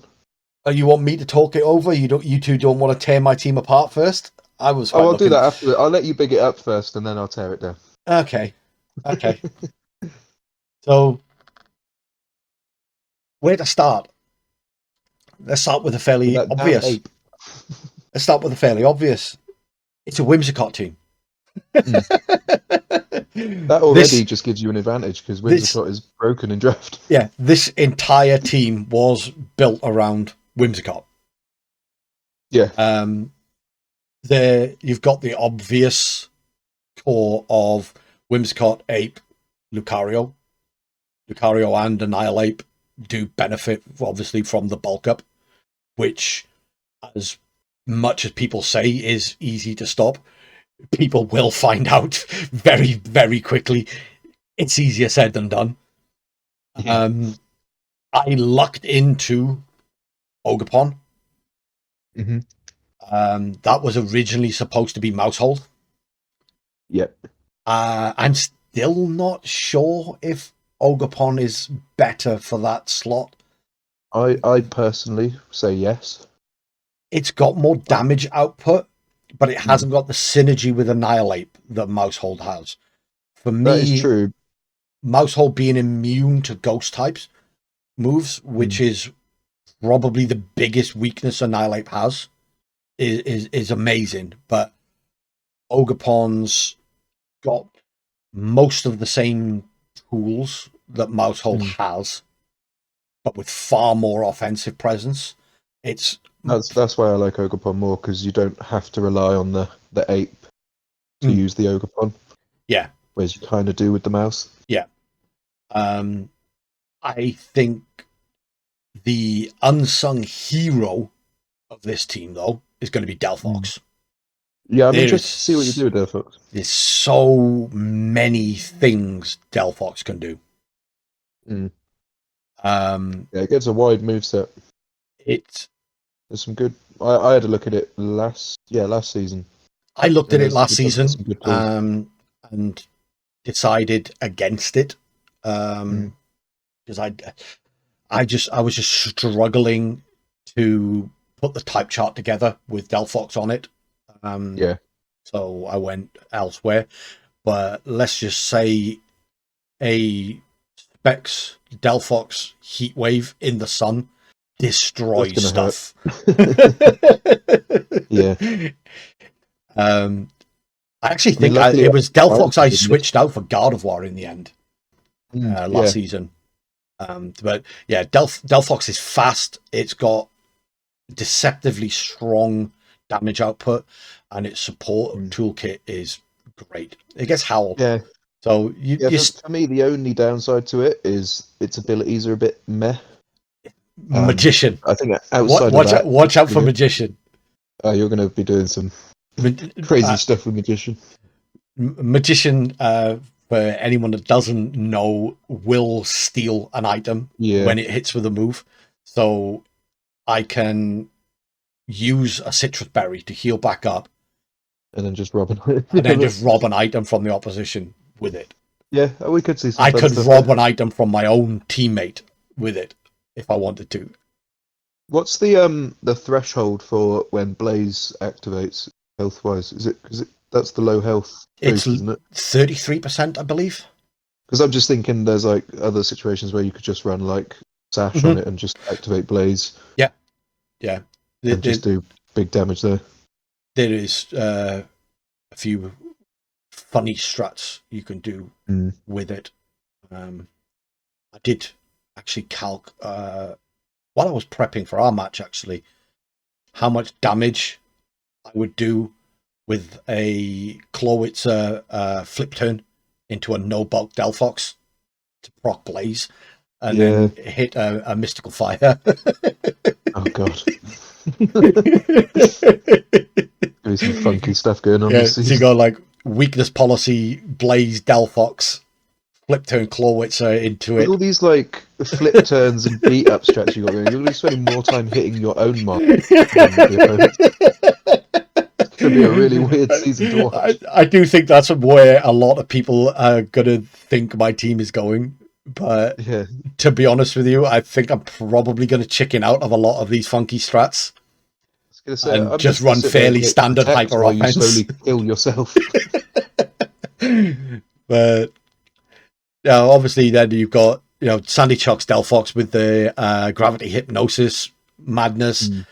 Amber Pom, I think a lot of people are going to sleep on. Yeah, I think that was a very solid pickup. It's one of the faster fake outs. Yeah, it's one of the faster fake outs. Technician is of great ability. So is Skill Link with some of the moves it gets. And Skill Link, yeah.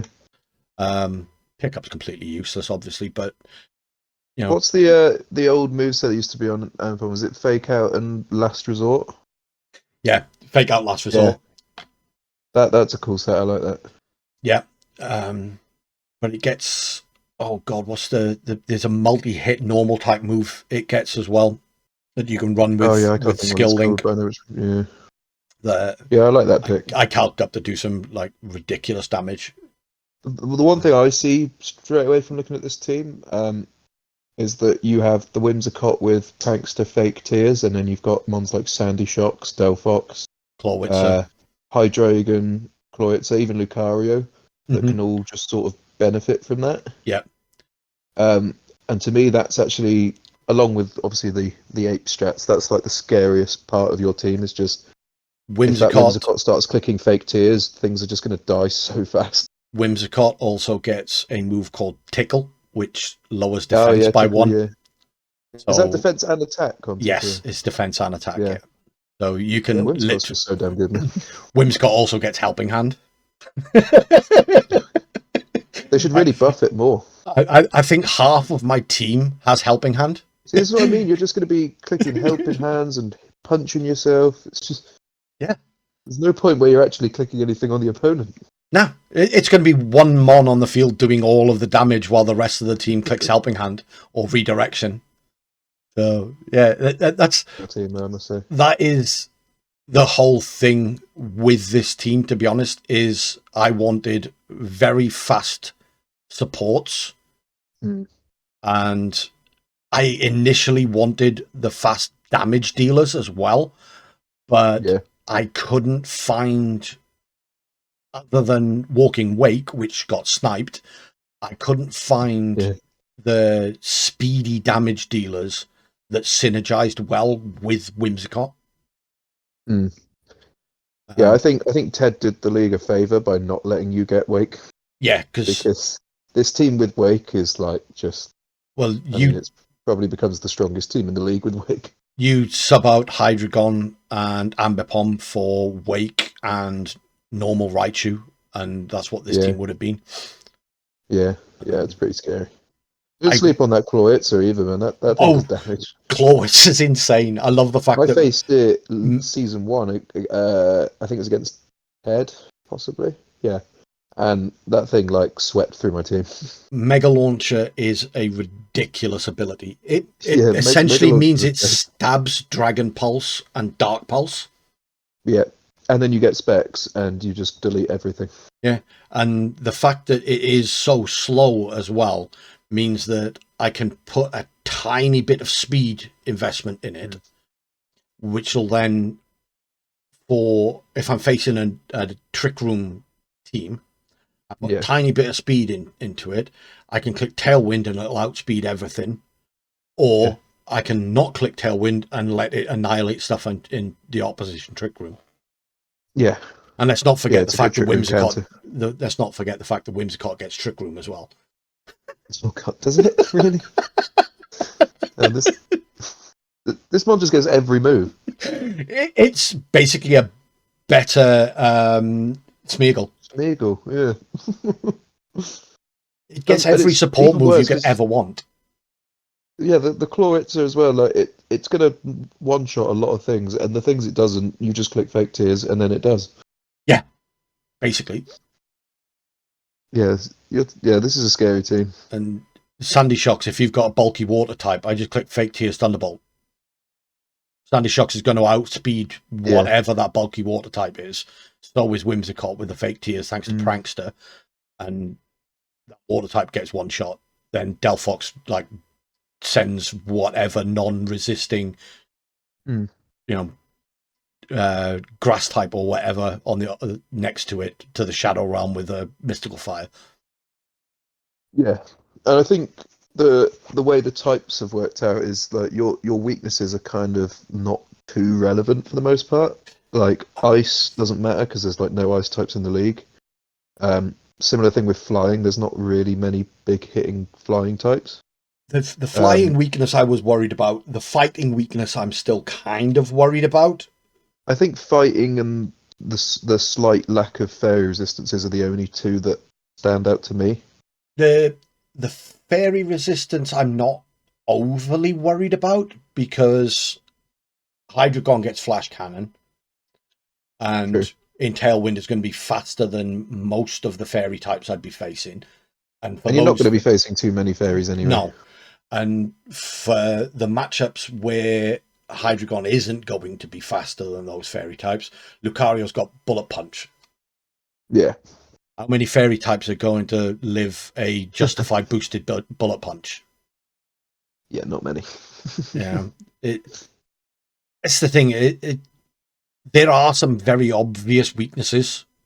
And you've got good counters. I am going to have to play very, very well to beat them. Because, Lucario Fairy is still neutral into Lucario. So, that turn it takes me to get the justified setup or whatever else set up to be able to click that super strong Bullet Punch. If my calcs are off in prep, then I lose the game. Yeah. So, yeah, it's the ground weakness I'm not overly worried about. Ogapon and Clawitzer cover those pretty well. Yeah. The flying weakness, like you said, there's not a lot of good flying types in the league, but Sandy Shocks can deal with those pretty well. And Ogapon. And Ogapon. Especially once you Tera Ogapon, you resist flying then, and rock resist flying, doesn't it? Yeah, it does. Yeah, so you've got another resistance there anyway once you Tera, so it's not it's pretty balanced once you consider that. Yeah. And like the ground weakness, you have an immunity with Hydro, and your Whimsicott resists it. So and again, Ogapon does a lot of damage into ground types, same with Cloyet. So yeah, so you've got your counters there for any of the typings that you do struggle with, just on the type chart. It's me not having a great deal of experience with those counters. I've never used Clawwitzer before. I've never used Hydreigon before.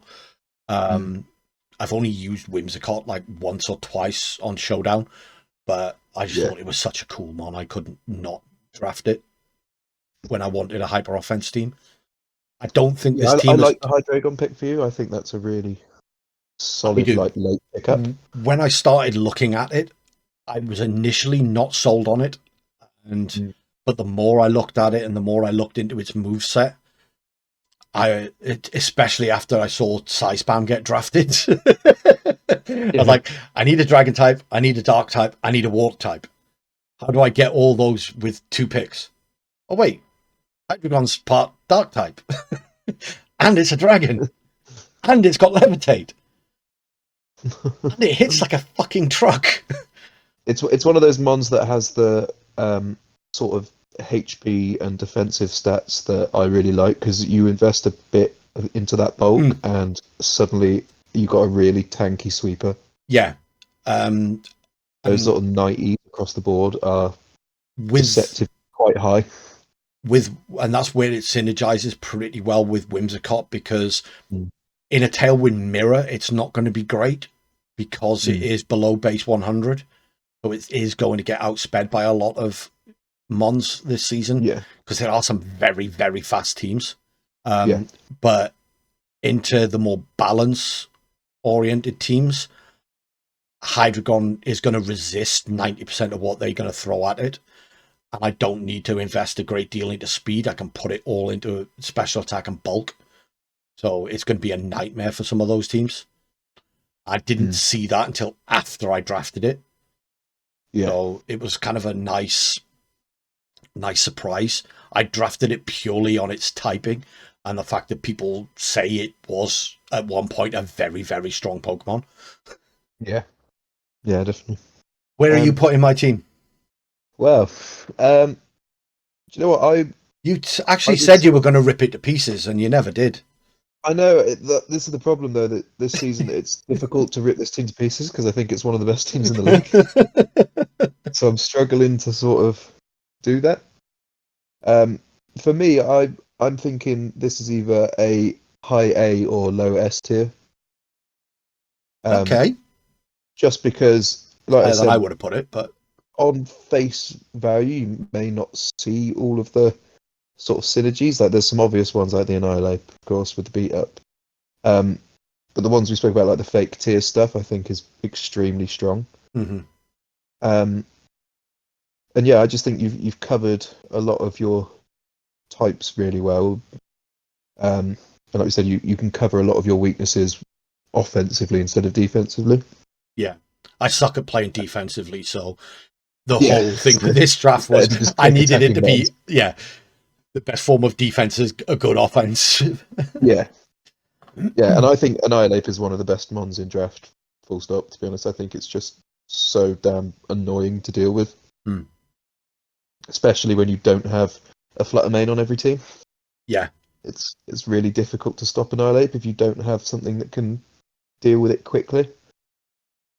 So yeah, I'm kind of torn between sort of a low S and high A. Just see if we rank the other teams. We have Twim in A. Personally, I would put my team in A tier. I don't think it's anywhere near as good as Otter's team or as Cal's team. Yeah, that's the only thing that's kind of kept me from just going straight away. Yeah, that's an S tier team. Is that when I then look at the other S tier teams, they are loaded with lots of scary stuff. I would say this is probably like top of the A tier then for me, because I'd put it ahead of like Wim's team, for example, which is in the A tier. I don't know how you feel about that.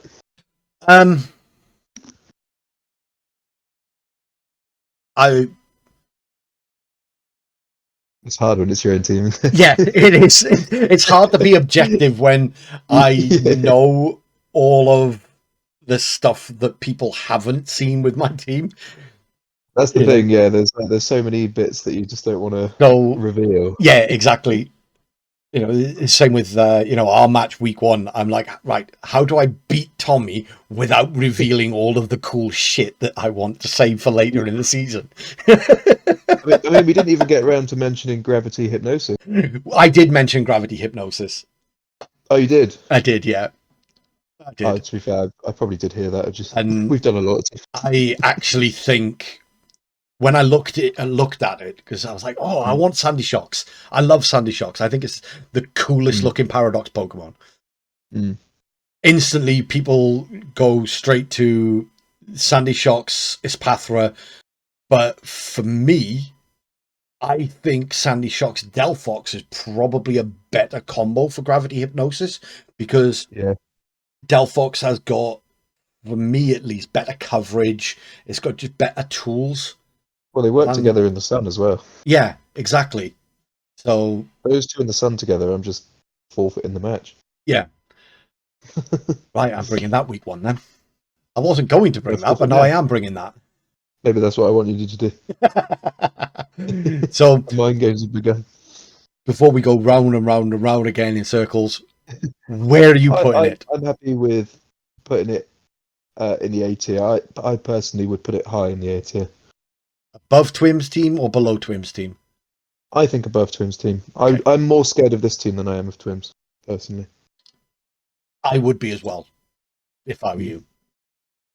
Twim's team, there's a lot more one-dimensional stuff, whereas this team just has so much that it can do. Yeah. I'm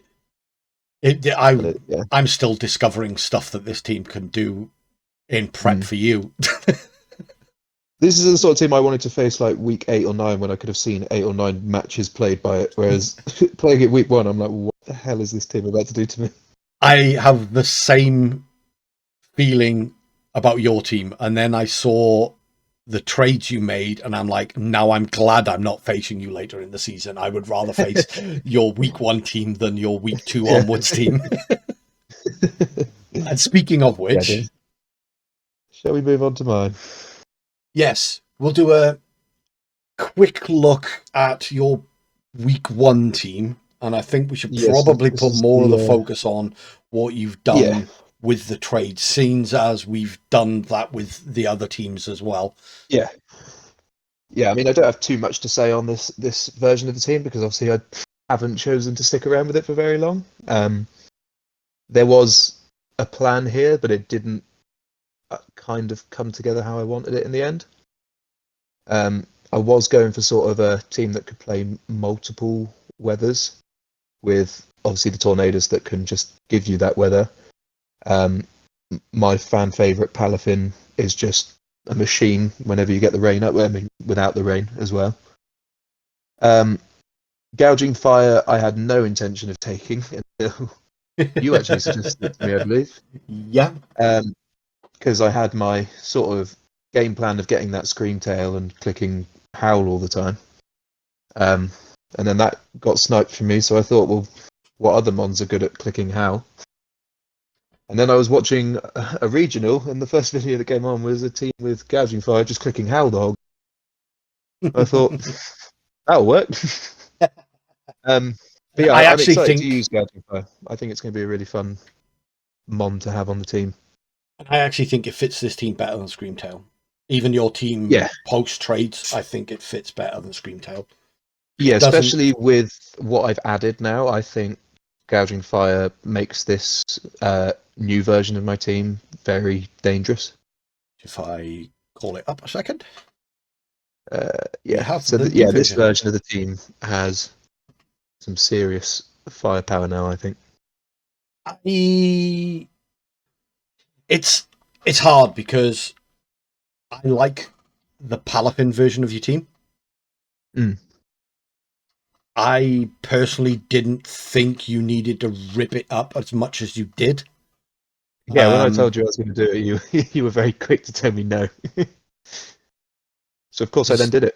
I think a lot of the criticisms that other people had about it weren't fully justified. Like, yes, you nerf one side of gouging fire by clicking Rain Dance on Torn, or you completely nerf Palafin by clicking Sunny Day on Torn. But I think you had other tools there that you didn't need to bring Palafin every week. No. You didn't need to run a fire move on gouging fire every week. I just think there were other bits and pieces you had here that other people in the league didn't see. Yeah, no, I do agree with that as well. I think there was definitely some bits that were missed. I don't usually tend to like make big changes based off of like the rankings and stuff. That's not usually how I do my things. Obviously, I've usually the last 2 seasons I've made my trades like near the deadline. I tend to wait a while, but this season, the team that I did originally draft, I was sort of not 100% happy with it. Yeah. It just like the more I was looking into it, the more I was just thinking that there was certain bits that I wasn't liking the synergy between. And then obviously once I've seen some of the rankings as well, that sort of just confirmed my thoughts to be correct. I think and I really did want to get rid of Bishop for Ogerpon or King Gambit once I saw that trade was a possibility. So I think the mistake you made with your initial team was one that I made last season, which was you had an idea in your head of what you wanted to draft. You started building that team, but then it went away from your play style. Yeah, that was the problem. You made essentially a team that I would love to use. You made a team that fit my play style, not really your play style. Whereas this version, using Dhelmise instead of Torn, you can go that hyper offense by clicking pranks to Tailwind, pranks to Sunny Day, and going fast and hitting hard. Or you can slow the game down and play with Gudra, Gouging Fire, Landorus, bulky, annoying Tommy style. Yeah. This is the one of the main talking points I had for this team is that I know most people, when looking at my team, have said that the Gudra kind of stands out as a why is it on this team type of mon. I like it as a defensive I, however, pivot. think that it's really good on this team. It's a very good defensive pivot on this team, I think. Yeah, I think because this team can very easily just go like Gouging Fire and Ogerpon and start just dealing damage, or similar with like Landorus and Slitherwing. The fact that I have the option to instead just go for like a Gudra with screens or redirection and just be annoying, and we know that I can do pretty bulky, annoying sets as it is. Or the fact that Gudra has got 100 attack and 110 special attack and doesn't have to be an iron defense body press mon. No, I've already been doing just some general calcs with Gudra of the sort of damage output it can do. Yeah, it's pretty reasonable. Yeah, and the fact that the Ogerpons all got allowed kind of made me want Gudra even more, because Gudra can really shut down Ogerpons quite well. Yeah, similar thing with like Urshifu. Having shell armor for Urshifus and stuff is fun, and Sap Sippers is just a great ability to have. A grass immunity is really nice with 3 other Ogerpons to deal with. Yeah, people talk about Tinglu being a really good defensive piece on Weens' team. That Gudra is your King Gambit. It just doesn't have the special attack reduction ability. It's instead a war. Yeah, when you've got certain these monsters like, can't hit. Don't want to take hits too often. It's nice to be able to just swap in a Gudra and not have to worry about whatever they've just clicked into that slot. Mm-hmm. And it's the sort of mon that if you don't respect the Gudra, it will just be able to get through your team, whether it's setups and sweeps or just slowly chips away. Yeah, I like it on so this team. difficult to take off the field. And yeah, the other pick that I was really happy that I managed to get was Landorus. It's a mon that does ridiculous amounts of damage. I've never really used it, and I started using it recently on ladder, and I was shocked by the amount of things I was just one-shotting with earth powers. Yeah. If it doesn't resist ground, it's probably dying to a sheer Strong force with a earth life power. orb sheer force. Yeah. Yeah, it's crazy. And the one thing I noticed about this league in general is that almost every team has quite a glaring weakness to ground. Yeah, that was a very sensible pickup. So I was just looking through the mons and I was thinking probably like the best ground attacker is still there. Yeah. So I was like, well, I may as well just take that then. Yeah. It made so many of my matchups a lot better now by having that option. Yeah, absolutely. Even the flying option as well. I know it doesn't get the best flying type moves, but even if you go like Tera flying, Tera Blast. You just got, yeah, exactly. Like, there's a lot of flying weak teams as well. So yeah, I'm for sure glad you don't have it versus me. yeah, it would have been quite nice. I am very happy with the trades I made overall. I'm excited to use like Ogerpon. I've never used the grass version outside of recently using it on ladder. Yeah. I really wanted a good Defiant mon that can really take advantage of gouging fire.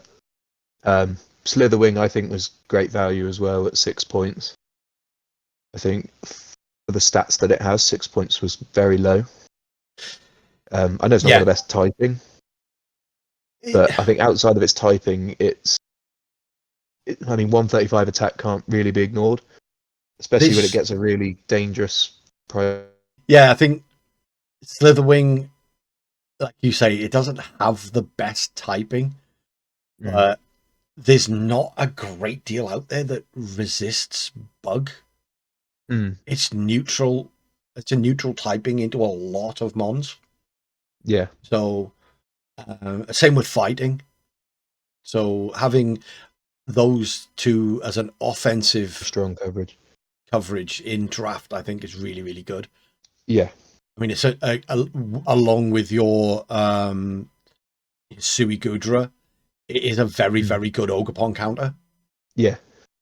Yeah, definitely. Yeah, having first impression if there's an Ogerpon on the lead is very nice. Yeah. And it's also just good into a sun mode if I wanted to as well, because I've got the priority weather if I need it, and you've got gouging fire. Slitherwing can operate nicely in the sun. Yeah. Ogerpon can even do things because you can run what's the move called? Is it Solar Blade? Yes. Yeah, it's a fun little like tech that you can do if you want to have a move other than Ivy Cudgel. Mm-hmm. Yeah, there's a lot of there was a lot of synergy that I don't think many people saw in your original team, and I think there's even more synergy with this version. And I think people are going to underestimate how good but in terms of like the move set that it gets, like it's basically a cheap Whimsicott. Yeah, in terms of the skill set that it gets. That it gets so many good moves. Like it gets the sort of like Prankster Charm. You got Encore. Fake Tears. You've got Fake Tears. it gets all the stuff that you kind of want it to get. It gets Helping Hand. It is a mini Whimsicott. I can't say I've got much experience with it, but I'm confident that it's the sort of mon that I can use quite effectively. It does a lot of what you wanted Tornadus to do at half the price. And that's why I went with it in the end, it gave me the chance to build better mons around my Tailwind setter. Yeah, and because it's not as expensive as Torn, you're not going to feel like you have to bring it every match. Or you're wasting it. Exactly. Yeah, there's a lot of pressure on Torn to sort of always be there because it's hogging 14 points. Yeah. I mean, I loved Tornadus in season 1, but Tornadus Dark Urshifu. Yeah. So you do have that immediate offense, whereas you with Tornadus Palafin, you've got to take that turn to switch Palafin out to bring in something else, and it almost feels like you're wasting a turn of Torn's field time doing that. Yeah, that was one of the main reasons I decided not to do another season with Palafin. Is as much as I love using Palafin, it's pretty much my favourite mon to use in VGC. It does sometimes get a bit tiresome having to sort of figure out how you're going to pivot it in and out of games. So I'm kind of relieved in a way that this season I can sort of just lead with 2 mons and not think, well, I better quickly swap Palafin out. Yeah, and like I said at the end of last season, all Palafin did for you last season was unlock Baxcalibur.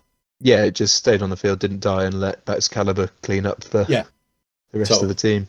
You know, you essentially did your turnaround last season just by having Palafin there. It didn't really do a great deal for you. No, that's the thing. Just its presence alone was kind of all I needed it for in the end. It was your comfort blanket. and in all honesty, in the end, it lost me my season. That may have been slightly down to me, but I'm going to blame the Dolphin. Blame Palafin. Yeah, absolutely 100%. blame Palafin. My last sort of point on this team really is that I was very happy with the sort of lower value mons that I picked up. The Furret, the Espeon, Toxicroak. Furret actually has a very good move pool for support. Yes, it does. Like Super Fang is great. Having Frisk as an ability is brilliant for bringing through information. Obviously, you've got Redirection with Follow Me. It can just sit there pressing Helping Hand as well. It's surprisingly quite versatile for what it is. In a lot of ways, it is a mini Mousehold. Yeah. That's pretty much it, yeah. A lot of the stuff that Mousehold does in standard VGC, Furret can do as well, just without the stats. Yeah. And without Friend Guard. Yeah, I like Furret a lot. It was on my draft board as well as my Redirection mon. Yeah, I like the fact that I've got double Redirection this season. It doesn't mean that I have to bring, Ogerpon if I only had Ogerpon, or Furret if I only had Furret. Yeah. Can bring whichever one's better in the matchup. And you can run Ogerpon offensively. Yeah, it kind of takes the pressure off the Ogerpon to have the Follow Me when there's so many good moves that you want to put on it. Yeah, you can lead Furret Ogerpon, Swords Dance with the Ogerpon. Yeah. And that sort of thing. It can help. Yeah, and then like the Toxicroak I thought was quite a good fake out pickup. I love Toxicroak. It's one of my favourite mons, like design wise as well. Same. So I kind of wanted it, and it's one of my favourite shinies.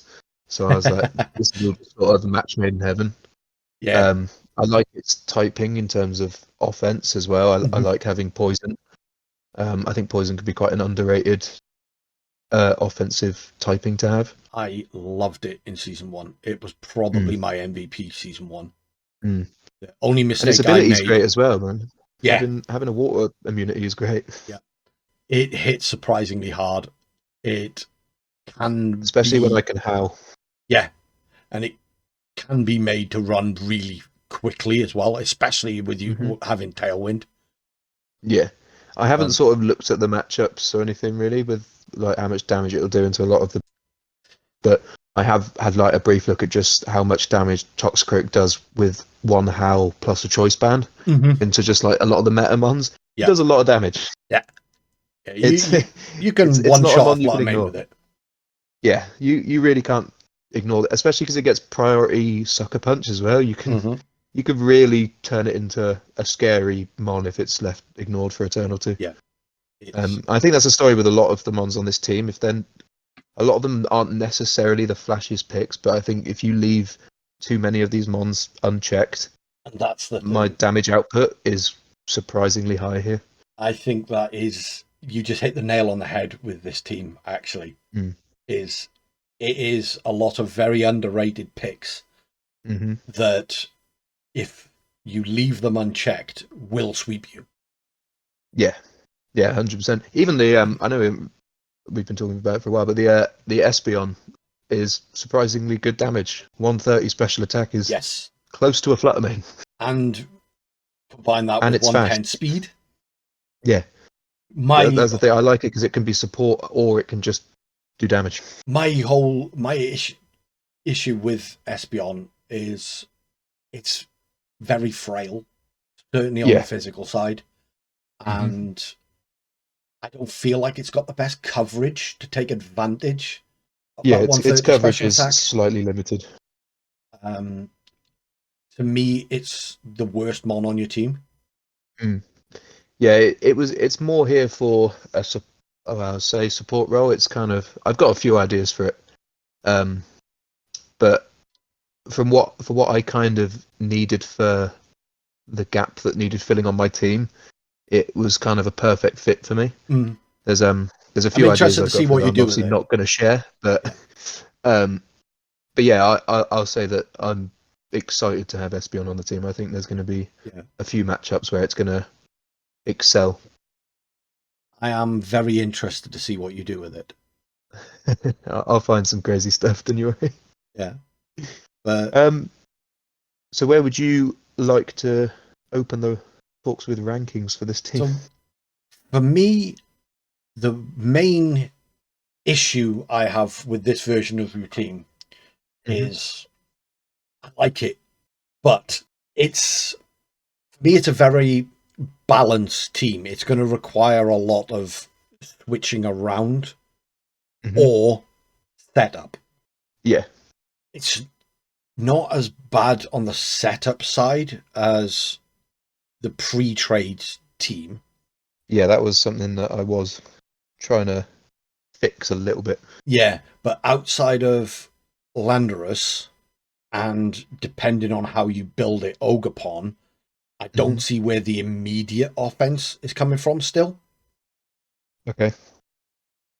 But that's pretty much the only... I mean, obviously you've got Slitherwing has got the 135 special attack, but as we've mentioned, its typing isn't great, so you're not going to bring it to every match. Yeah, that's the main downside to Slitherwing, really, is just the situational use of it. Yeah, which leaves the turn one threats as Landorus or an offensively built Ogerpon. But outside of that, I love this team. It is very much a you team. Yeah, that was when we were planning our drafts and bouncing ideas. We were both trying to go more towards our play styles this season because we tended to draft more just towards what works in normal meta VGC. Yeah, or a whereas fun now we've strategy. kind of gone, or a fun strat. Yeah, whereas now we've both kind of gone for teams that work with our play styles. Yeah, because like the Espeon, I don't like its coverage, but the special attack and speed are so high that you could, and you know, its special defense at 95 isn't bad, so you can bulk it out with the HP and defense. Yeah, and you've got a really bulky, annoying psychic type on the field. And I absolutely love investing all of my EVs into defense. Exactly. You know, Toxicroak, if you're going to build it for, you know, a fake out pivot mon, you know, it's got decent typing. Its defenses are pretty low, but 83 HP is not bad. You know, it's got more HP than Hisui and Gudra has. So you can dump EVs into its speed and defenses, and you've got a bulky, annoying Pokemon that with Poison Touch and Poison Jab can start spreading poison all over the place. Absolutely. You know, there's a lot of very Tommy strats, and you know, EV and you know, stat spreads in this team, and that's what I like about it. It doesn't. I look at it, I'm like, how the fuck do you use this? I put my Tommy hat on, I start looking at the stats and go, shit. Yeah. Yeah, this is annoying. Yeah, So, I've got a lot of mons here that are a lot bulkier than you kind of realise they are until you look at their overall defensive spreads. You look at them with a typical VGC head on, and you're like, oh well, Slitherwing's typing's terrible. It's kind of frail. You look at it then in terms of a draft where you're not facing Fluttermane every week. You're not facing Chi Yu every week. And it's got a 105 special defense. That's like nothing to laugh at. That will wall a lot of things. Yeah, you know. And similar with like Gouging Fire. Gouging Fire's casually just got 121 defense. Yeah, exactly. You're not going to be taking that thing out unless you hit it with a super effective, powerful attack. Yeah. So, for me, if I take Tommy Brain out of it, this team's probably high B, low A. Yeah, I think I'm pretty much agreeing with you on that, because I don't think my team's on this level of like yours or who has to be put in the sort of higher A. Like, I think Twims is probably still a little bit better than mine, just because it has that immediate threat. I'm probably more scared of your team than Twims, simply because I know how you play it. Yeah. And I know how annoying and difficult it will be to play. Twims is, yes, it's got the more immediate damage output, but it's also kind of one-dimensional. Yeah, it's difficult to stop one-dimensional. Difficult to prep for, really, I think, because there's a lot of things I could do. And actually, the more I'm talking about it, the more I'm thinking this is an A-tier team. Simply because, it does a lot more things than the teams in the B tier. Yeah. On paper, if you just look at it mon to mon, BreloomBoi's team's probably better. But when you start looking in at the little synergies that are there, the little things your team can do. Yeah. Illumise is a far better weather setter, in my opinion, than Klefki. Yeah, I agree with that.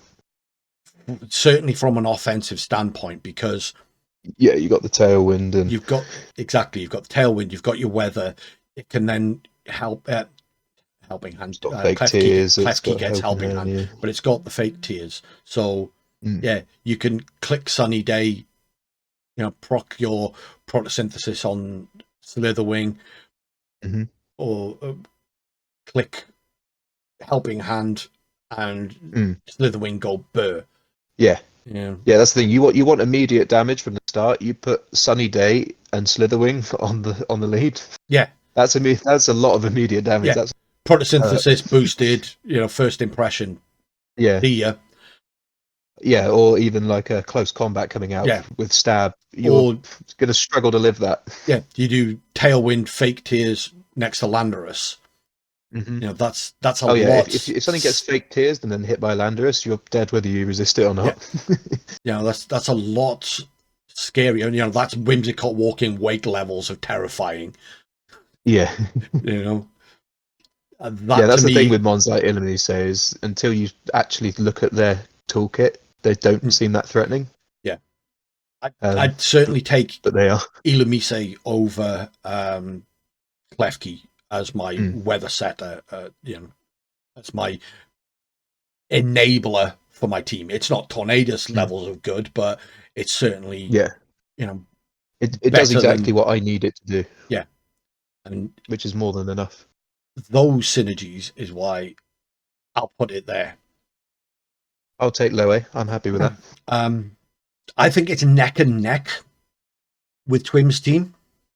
I think your team has a lot more synergy, but if I take the Kingdra out, which is the mon I really freaking hated on Twim's team, I think this Twim's team is just ever so slightly better.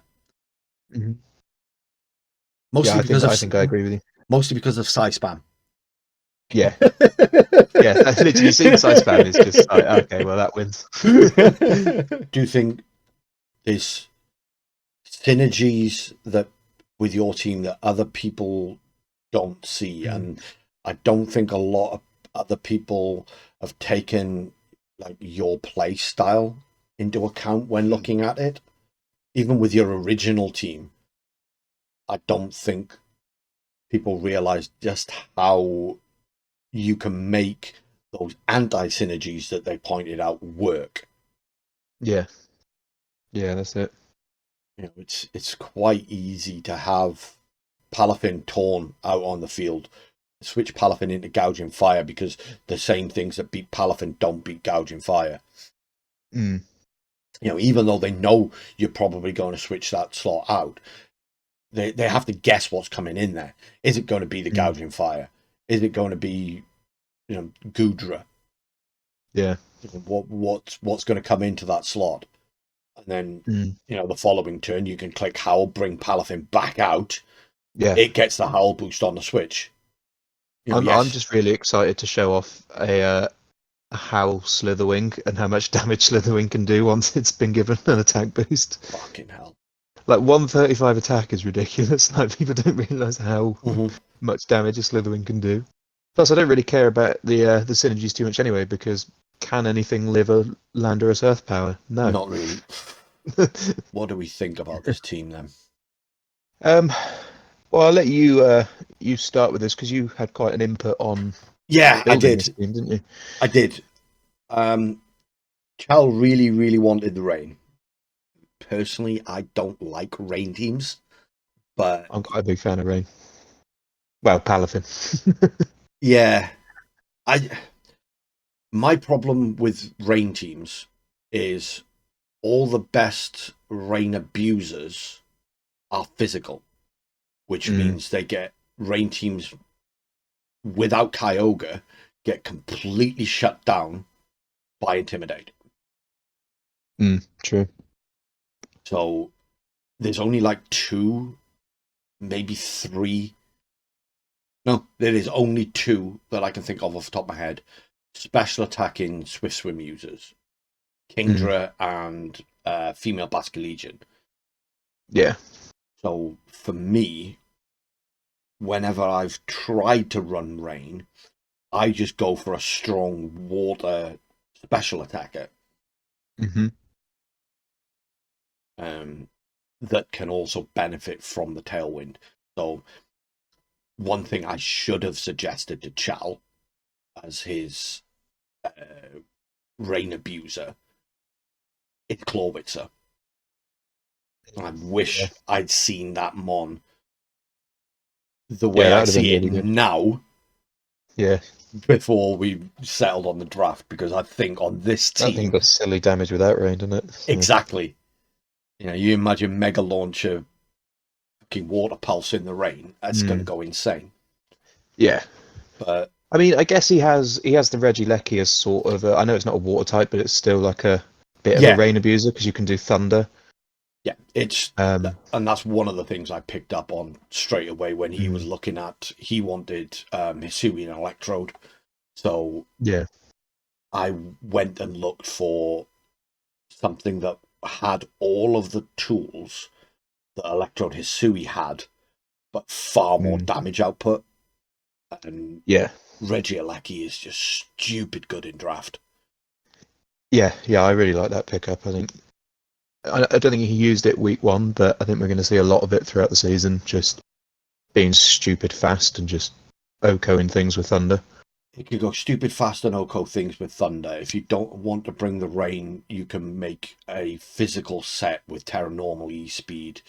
You can run it as a Sash support set with dual screens. It's got speed control and electro webs if you want to just make it really bulky and obnoxious to deal with. Yeah, you can go Choice Band, Tera normal, Explosion. It's got so many tools. Yeah, definitely. I think it's a really, really strong mon on this team. Yeah, I think it's probably my favourite pick on his team. I like the PZ, actually. Yeah, I wasn't expecting that pick, even though we were helping him obviously build. I didn't really expect him to pick that up. I don't know much about it. I obviously know a bit about Porygon 2, but I've never really used Porygon Z. Take away all of Porygon 2's bulk and put it into special attack. It is. Is it got? I guess it's got quite a good move pool as well. It's got basically the same move pool as P2. Okay.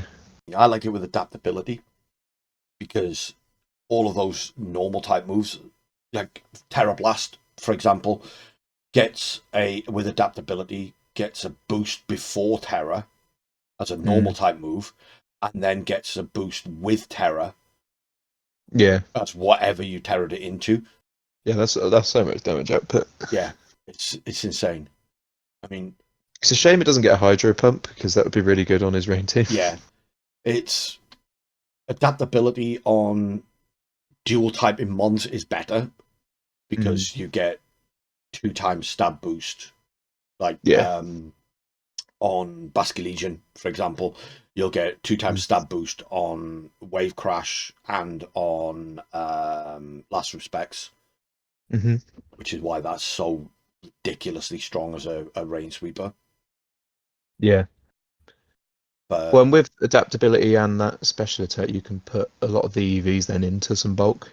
So you're not going to be frail by any means because it's not terrible bulk off the bat. Definitely not. My problem with download is it's not consistent because you can't predict what boost you're going to get because you don't know how. Yeah, it could be really good or it could just be completely useless. Yeah, I was watching a couple of the EUIC games where people were running P2 with download, and the amount of times they were getting the attack boost instead of the special attack boost. I was watching those games as well. It feels like 90% of the time you get the attack boost, and then 10% of the time you get the other stuff. Yeah, it's just not consistent enough. At least with adaptability, you've got that predictable, consistent damage. Definitely. You know, if you're running choice specs on it or something like that as well. You know, it's silly damage. The coverage you put on it. You know, you're essentially getting a stab boost on those coverage moves anyway. Yeah, from the specs. So, and it also gets Thunder as a. If you want to run Regieleki as your support mon, you can put Thunder on Porygon Z. Yeah. You know, choice specs Thunder and the rain from that is just going to go. Yeah. Yeah, 100%. I think he's rounded out his rain core quite well with the Overquill as well and the Dreadnought. Yeah, I like the Dreadnought pick actually. I was looking at it season 1 because obviously I had Pelipper at the start. Yeah. And I did nearly pick up Dreadnought because I do think it's quite a good value pick because it's quite low on points. Yeah, that's why I wasn't when he was quite insistent on picking up a Swift Swim user. He had it last season and didn't use it very well at all. So I looked at it and I was like, okay, you had Dreadnought last season, take Dreadnought this season. The 3 abilities it's got are all very useful. Yeah. So, you know, Shell especially Armor. Swift Swim and Strong Jaw, you can run either of those pretty much every week. Yeah, and you can run it with Shell Armor as a defensive pivot. And, you know, not have to worry about crits, and it's bulky. It gets Stab Rock Slide. I say it's bulky. It can be made bulky. It's not naturally that bulky. 90 HP, 90 defense isn't too bad. You could run an Assault Vest on it as well. Yeah, that's true. Especially with Swift Swim, you could just run Swift Swim Assault Vest and just be fast, bulky, and do pretty decent damage. Yeah, 74 speed. It's one of the better speed tiers for Swift Swim as well. That's one of the few things I did like about Kingdra was the fact that it's actually fast with Swift Swim. Most Swift Swim users are bloody slow, and it's really annoying because you still need Tailwind with them. Well, yeah, both his Swift Swimmers. The Overquill is 85 speed as well. So he's...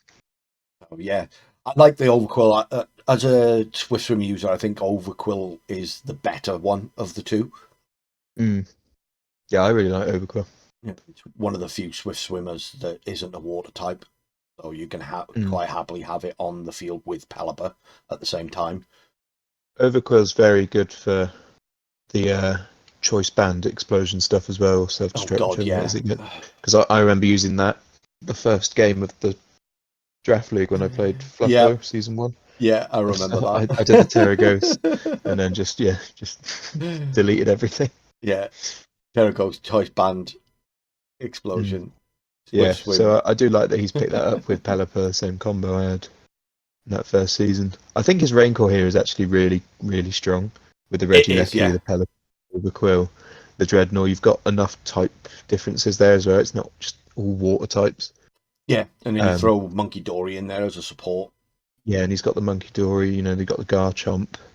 Gardevoir's really nice as well next to Garchomp and Regilecki for the telepathy. Yeah, I think that's a very nice bit of synergy there. Garchomp rain doesn't really help it. That's a similar thing sort of with the issue I had with the Skeledirge. I know it's good coverage, but I feel like he's going to struggle to bring it into a lot of matchups because a lot of the time he's going to be setting up the rain. It depends how he goes about it. I like Skeledirge. I know he liked it last season though, so I get why he's brought it back. Yeah. And you don't want to be bringing the rain every match. No. Even though Pelipper is quite an expensive mon. And you could run just a full, just bulky support. Run it as a ghost type. No fire move. Just put it on there, unaware with Yawn, Ghost Shadow Ball.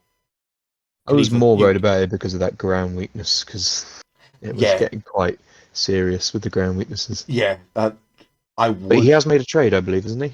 Did he get rid of... He got rid of Reveroom and brought in Decidueye, which really helps. I like the Decidueye pickup as well. Yeah, that's a nice pickup. Decidueye synergizes really well with the Raincore. Yeah, Grass Ghost. It gets Tailwind, so you don't have to run Tailwind on Pelipper every week. Yeah, swapping a ×4 weakness for a resist is always helpful. And 1 point cheaper as well. Decidueye is an underrated mon. I like the Decidueye pick. Yeah, I do. As soon as he mentioned it in Discord, I was like, yeah, actually, I really like that. A decent attacker. It's got some good support tools. Synergizes with the rain. Yeah, it's good value points-wise as well. Yeah. There wasn't much he could get in that sort of tier that would have benefited his team any more than that. No. And his team kind of needed a grass type. It was kind of lacking a decent grass type. Now you've mentioned it, I'm looking at that Skeledirge and I'm just like, can we get something that isn't a fire type in there? That's the thing, because he's got the ghost coverage anyway with the Decidueye.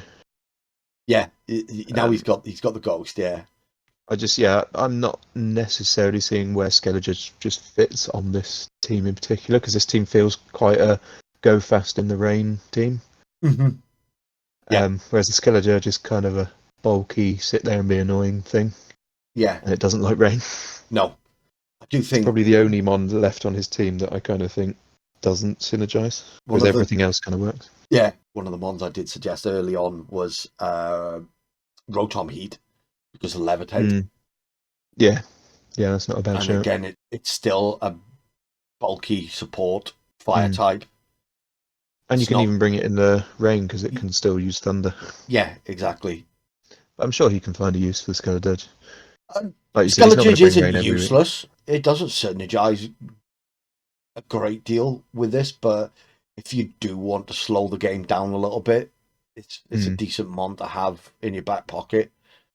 I just think, like you, I think for the points, I think you could get better synergy there.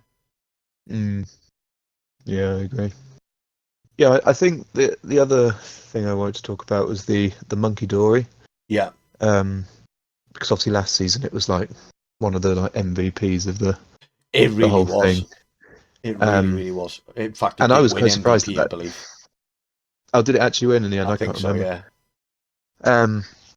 Yeah, I was quite surprised by that because going into season 2, I thought it was kind of trash. In normal Then VGC, it shocked me. really is trash. It doesn't really do a lot, but for draft, it's got so many tools. So many Yeah, and the tools. fact that it's just does so much damage and is quite fast and has fake out, it's like if you see it on the lead, you've got to be worried about the fake out, but then if he doesn't fake out and just goes for damage, it just catches you off guard most of the time. Yeah. And it's like a bit of a mind game on the lead, and it's quite a stressful mon to have to prep for. It really is. And Frisk is really nice as well. It's quite an underrated second ability to have. Yeah. It's just to know what those items are. Yeah, Frisk is so good in draft. I think it's good on a mon like this as well that you're happy to have on the lead. Mm-hmm. You're not sort of forcing it out there just to find out the items. It's like you want this mon on your lead anyway. Yeah, exactly. Like you say, it's got the fake out. It's got really good damage output. It's got things like taunt. It's got parting shot. It gets it gets parting shot as well, doesn't it? Yeah, it gets clear smog as well to mess up any setup. Was one of the things that that Chal wanted was something with fake out parting shot. That's why he wanted Reveroom so badly. Yeah. But Reveroom is such a bad Pokemon. Yeah. That is the only problem with the Monkey Dory on this team, is the shared typing with Overquill. Well, in terms of his sort of type chart, apart from the ground weakness, which he's kind of patched up a little bit with the trade that we mentioned. Yeah, because he's lost his. I wouldn't say he's got any other glaring weaknesses. No, like outside of ground, because like his other two that are in the red are dark, but he has 2 weaknesses and 1 resistance, so it's not like a glaring issue. At the and moment, Ghosty has an immunity. Yeah, and God of War hits those dark types really hard. So yeah. I suppose he is adding another ghost weakness now with Decidueye, but he still has the resistance and Porygon's immune, so yeah. I feel like Porygon's more than enough to sort of counter that, and there's not that many ghost types to worry about. No. I don't really think Spectria got drafted. No. So outside of your ape, there's not much I can think of. No, I can't think of anything. But they got to deal with Overquill. Yeah, they've got to deal with Overquill. Can just be fast and just click crunch. Yeah, they've got to deal with the Overquill. Porygon Z switching in can completely mess that up. No, I think, outside of that, his type balancing's been pretty good. Yeah, this season. I think he's covered most of his weaknesses. I think Chal had a really, really good idea with this team. He had a pretty clear vision where he wanted to go. Yeah. With a little bit of nudging in the right direction, he's put together a pretty scary team, to be honest. Yeah. Yeah, definitely. The last point I have is the speed tiers as well. He's kind of covered like every speed tier that he needs. He really has, like he's got the slow mode, he's got the mid tiers, and then he's just got like the stupid fast. Yeah. So it feels like whether he's playing, Trick Room or against Tailwind, no matter what he's up against, he can probably control the speed. That's going to be very difficult to prep for, actually. Yeah, it feels like his mons could be going first like 90% of the season. Yeah. And it's going to be really difficult to stop that happening. Yeah. Especially when it doesn't care about taunt, because you can just Regieleki Electro Web, and good luck having taunt then. Yeah. I have not noticed that. That's difficult. A really good shout. And even if you go Trick Room, his Pelipper's still going to be pretty slow, and Skeledirge is there, and Dreadnought's not the fastest if it's not in rain. Yeah. Gardevoir's not exactly speedy. So yeah, and even if you click Tailwind, his Regieleki could probably still outspeed most of your stuff and just click Electro Web, and then you're not fast anymore. That's what I love about Regieleki, to be honest with you. Just ignores Tailwind. Yeah, it just completely invalidates Tailwind. Yeah, it doesn't matter how fast the other team is. If you have a Choice Scarf Regieleki with Electro Web, you're going first. You don't even need that, because you think most Tailwind teams, the reason you click Tailwind is to enable those middling speed tiers to go fast. If you've got a max speed timid Regieleki, It doesn't matter what is on the other side of the field. No. Regieleki's going to be the fastest thing. Yeah. And even if it isn't, you sash it, it takes a hit, clicks electro webs. Because it's highly unlikely that both things on the other side of the field are faster than it. And then it just clicks electro webs. It's a really good mod. It is. Kind of wishing I drafted it now that I've been talking about it for The more I'm talking about it, the more I realise how good it is. It's a really, really good mon, and I think it can be an absolute menace in draft. Yeah, definitely. I think the rest of his team, you kind of know what they're going to do. Yeah. You've got a pretty good idea what Garchomp's going to do, what Porygon Z's going to do. Gardevoir a little bit less so, because it does get access to so many different moves. But you can usually look at the 6 that's on the team sheet and go, yeah, that's what he's going to be. That's what he's going to be doing with Gardy. Regieleki, you've got no clue. Yeah, it could be support. It could be just Thunder, Choice Specs. Yeah, Choice Specs, Thunder. Even Choice Specs Electro Webs is going to freaking hit hard. And the thing is, even if you think you're about to KO it, it can just fast Volt Switch out and then pivot into something defensive. And Yep. Like bringing the Garchomp with rough skin, rocky helmet, and just bully you.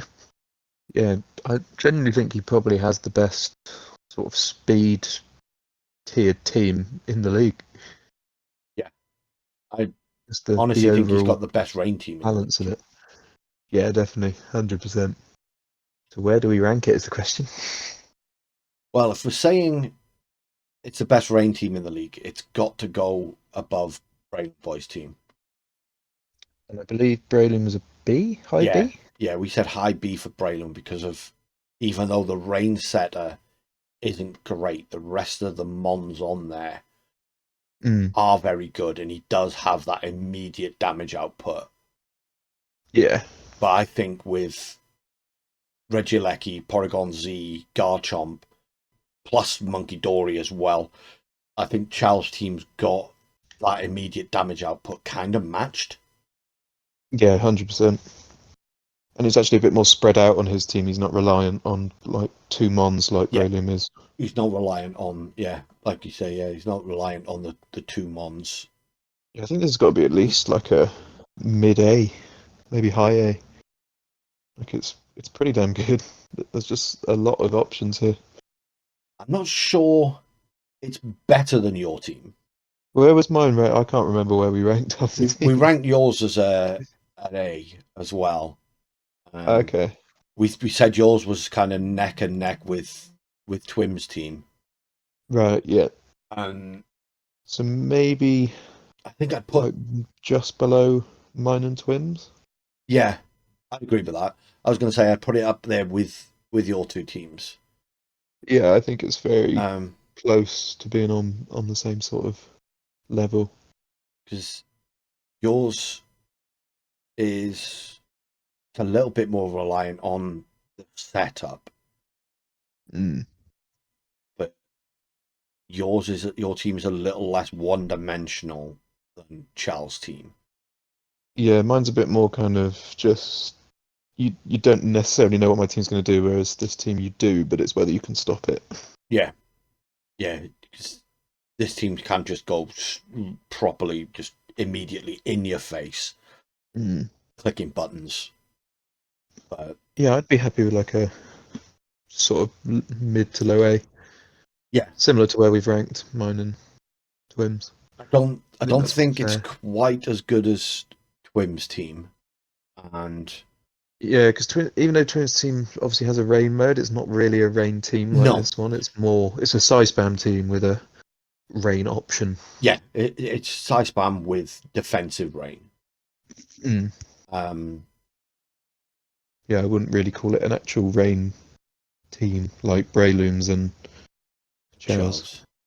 And yours, like we said, it's hard to know where you're going to go with your team.